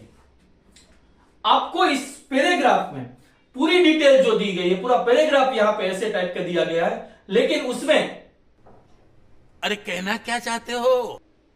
यस, कहना क्या चाहते हो, इस टाइप की बात है कि पूरा पैराग्राफ दिया गया है। 100 रुपीज का शेयर है, 80 rupees including premium called up हो चुका है, उसमें भी 50 रुपीज इंक्लूडिंग प्रीमियम अलॉटमेंट में पेमेंट नहीं हुआ, and all this share were reissued at 36,000 rupees. पूरे के पूरे शेयर, सारे के सारे शेयर वो 36,000 में बेच दिए, रीइश्यू कर दिए, वो भी फुल्ली पेड अप। यहां फुल्ली पेड अप का मतलब होगा, क्यों होगा?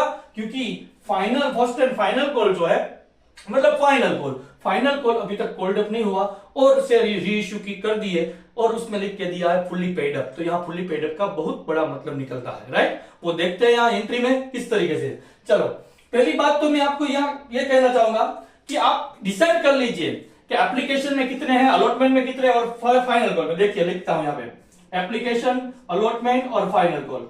देखिए, यहां अलॉटमेंट में आपको दिए गए हैं 30 plus 20, right? 30 plus 20, 30 capital 20 premium, और बताया यह गया कि 8080 तक कॉल्ड अप हुआ। उसमें से यदि आप 20% प्रीमियम को निकाल दे तो क्वेश्चन कहां तक कॉल्ड अप हुआ है? क्वेश्चन कॉल्ड अप हुआ है 60 तक। क्वेश्चन सिर्फ कॉल्ड अप हुआ है 6060 तक। तो 30 रुपीज यहां पे रहेंगे और 30 रुपीज एप्लीकेशन में रहेंगे, राइट? तो हो गया 60 रुपीज। अब देखिए, ये हो गया टोटल 80 रुपीज तक ही कॉल्ड अप था, 30 रुपीज एप्लीकेशन के, 30 रुपीज अलॉटमेंट के और 20 रुपीज अलॉटमेंट के टाइम के प्रीमियम के। तो कुल मिला के उसका जो ये सेंटेंस था वो एग्जैक्ट अप फिट बैठ जाता है कि 80 रुपीज तक कॉल्ड अप है। चलो, यहां तक कॉल्ड अप है तो 30 प्लस 30, 60 प्लस 20, 80 तक कॉल्ड अप है, इंक्लूडिंग प्रीमियम 80। Okay, done. पूरा का पूरा क्वेश्चन है वो 60 तक ही कॉल्ड अप हुआ। तो आप देख सकते हैं कैपिटल यहां पे 60 ही हो रही है, 60 तक कॉल्ड अप हुआ है। और तो आपको ध्यान में ये रखना था कि फाइनल कॉल है वो कितने का रहेगा?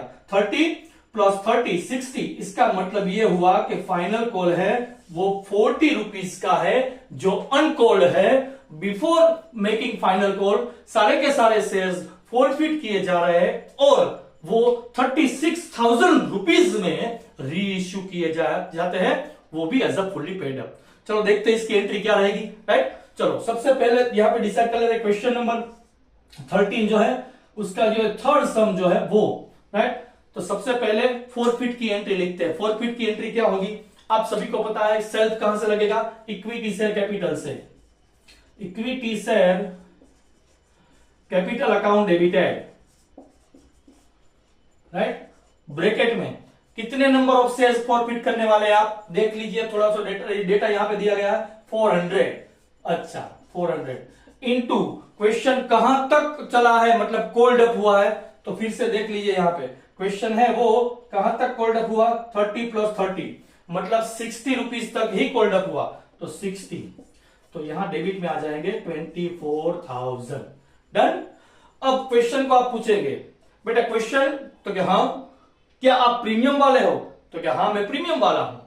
और जो जगह पे प्रीमियम है, जो स्टेज पे प्रीमियम है, उस स्टेज पे कॉलिंग एरियस है क्या? हाँ है, बिल्कुल। देखिए, अलॉटमेंट के स्टेज पे प्रीमियम है और उसी स्टेज पे पेमेंट के पैसे नहीं रिसीव हुए। इसका मतलब कॉलिंग एरियस अलॉटमेंट के स्टेज में ही है और वहां ही प्रीमियम की अमाउंट है। So premium account to be recorded with share capital. Debit पे आप लिखेंगे securities premium reserve, securities premium reserve account, वो भी आप डेबिट करेंगे। अच्छा, चलो, नंबर ऑफ शेयर्स कितने? नंबर ऑफ शेयर्स 400 ही है। Done, very good. और प्रीमियम की अमाउंट कितनी आपको रिसीव नहीं हुई? Sir 20 rupees. पूरे सम में 20 रुपीज ही प्रीमियम था और सारा का सारा प्रीमियम अलॉटमेंट के स्टेज पे ही है और वो रिसीव नहीं हुआ, तो यहां पे लिखेंगे 20। तो इस हिसाब से यहां पे डेबिट में और 8,000 रुपीज है, सॉरी यस 8,000 रुपीज है वो और डेबिट में हो जाएंगे। ओके, चलो अब क्रेडिट में क्या? तो क्रेडिट में अब दिमाग लगाने की जरूरत नहीं है। क्रेडिट में क्या होता है? ऑलवेज कॉलिंग एरियस लिखा जाता है, जहां जहां आपको पैसे नहीं मिले। इक्विटी शेयर अलॉटमेंट में पैसे नहीं मिले, अलॉटमेंट में पैसे नहीं मिले, राइट? ओके, कितने शेयर पे? 400 शेयर पे। अलॉटमेंट में जो पैसे आपको बताया पहले से मैंने कि received unreceived always with premium होता है, received unreceived always with premium. तो ये अनरिसीव्ड अमाउंट है, कॉलिंग एरियस वाली अमाउंट है, तो विथ प्रीमियम कितने का कहेंगे हम 5050, विथ प्रीमियम अलॉटमेंट में का अमाउंट क्या रहेगी 5050, तो मल्टीप्लाई कर देंगे तो यहाँ पे 20,000 क्रेडिट में आ जाएंगे। Done, very good. चलो अब क्या है, फाइनल कॉल तो कोल्ड अप ही नहीं हुआ और फॉरफिट की अमाउंट हमें डिसाइड करनी है, तो डिफरेंस फाइंड करेंगे। Share forfeited account feature account कितना, क्वेश्चन मार्क। आप 24,000 और 8,000 दोनों को मिला के 32,000 में से 20,000 माइनस कर देंगे तो यहां पे डिफरेंस रहेगा आपका 12,000, ये हो गई फॉरफिट। अच्छा, इस तरीके से फॉरफिट होगा। अब इसी क्वेश्चन को आगे बढ़ते हैं, रीइश्यू करते हैं, और रीइश्यू में यहां पे बताया गया है, रीइश्यू में कि सारे के सारे शेयर्स 8 रुपीज में, 12 रुपीज में, 50% प्रीमियम से या 15 रुपीज प्रीमियम, कुछ नहीं, डायरेक्ट अमाउंट ही दी गई है कि सारे के सारे जो 400 शेयर्स थे वो किसी शेयर होल्डर को 36,000 रुपीज में, इस बार देखिए यहां पे कोई डिजिट नहीं, डायरेक्ट अमाउंट दी गई है, 36,000 रुपीज में रीइश्यू कर दिए, राइट, तो वो भी फुल्ली पेड अप। तो यहां पे अब जब सेकेंड एंट्री आप लिखेंगे, राइट, ये फर्स्ट एंट्री थी, अब सेकेंड एंट्री जब इसकी लिखेंगे रीइश्यू की तो कुछ इस तरीके से होगी, बैंक अकाउंट डेबिटेड 36,000 डायरेक्ट, कोई मल्टीप्लाई करने की जरूरत नहीं है, कुछ नहीं, डायरेक्ट अमाउंट ही दी गई है। अच्छा, एक लाइन लीव करके यहां पे लिखूंगा मैं, जितना यहां डेबिट हुआ है 60 रुपीज उतना ही क्रेडिट होगा। आपको पता है जितना यहां पे डेबिट है उतनी ही अमाउंट क्रेडिट होगी, तो यहां पे लिखेंगे टू इक्विटी शेयर। हाँ, नंबर ऑफ शेयर्स है वो में भी चेंज हो सकते हैं, लेकिन यहां तो all the forfeited shares reissued at rupees 36,000 ऐसे बताया, तो सारे के सारे 400 शेयर्स है वो हम यहां पे रीइश्यू कर रहे हैं। 60 रुपीज डेबिट थे तो 60 रुपीज ही क्रेडिट होंगे, 24,000।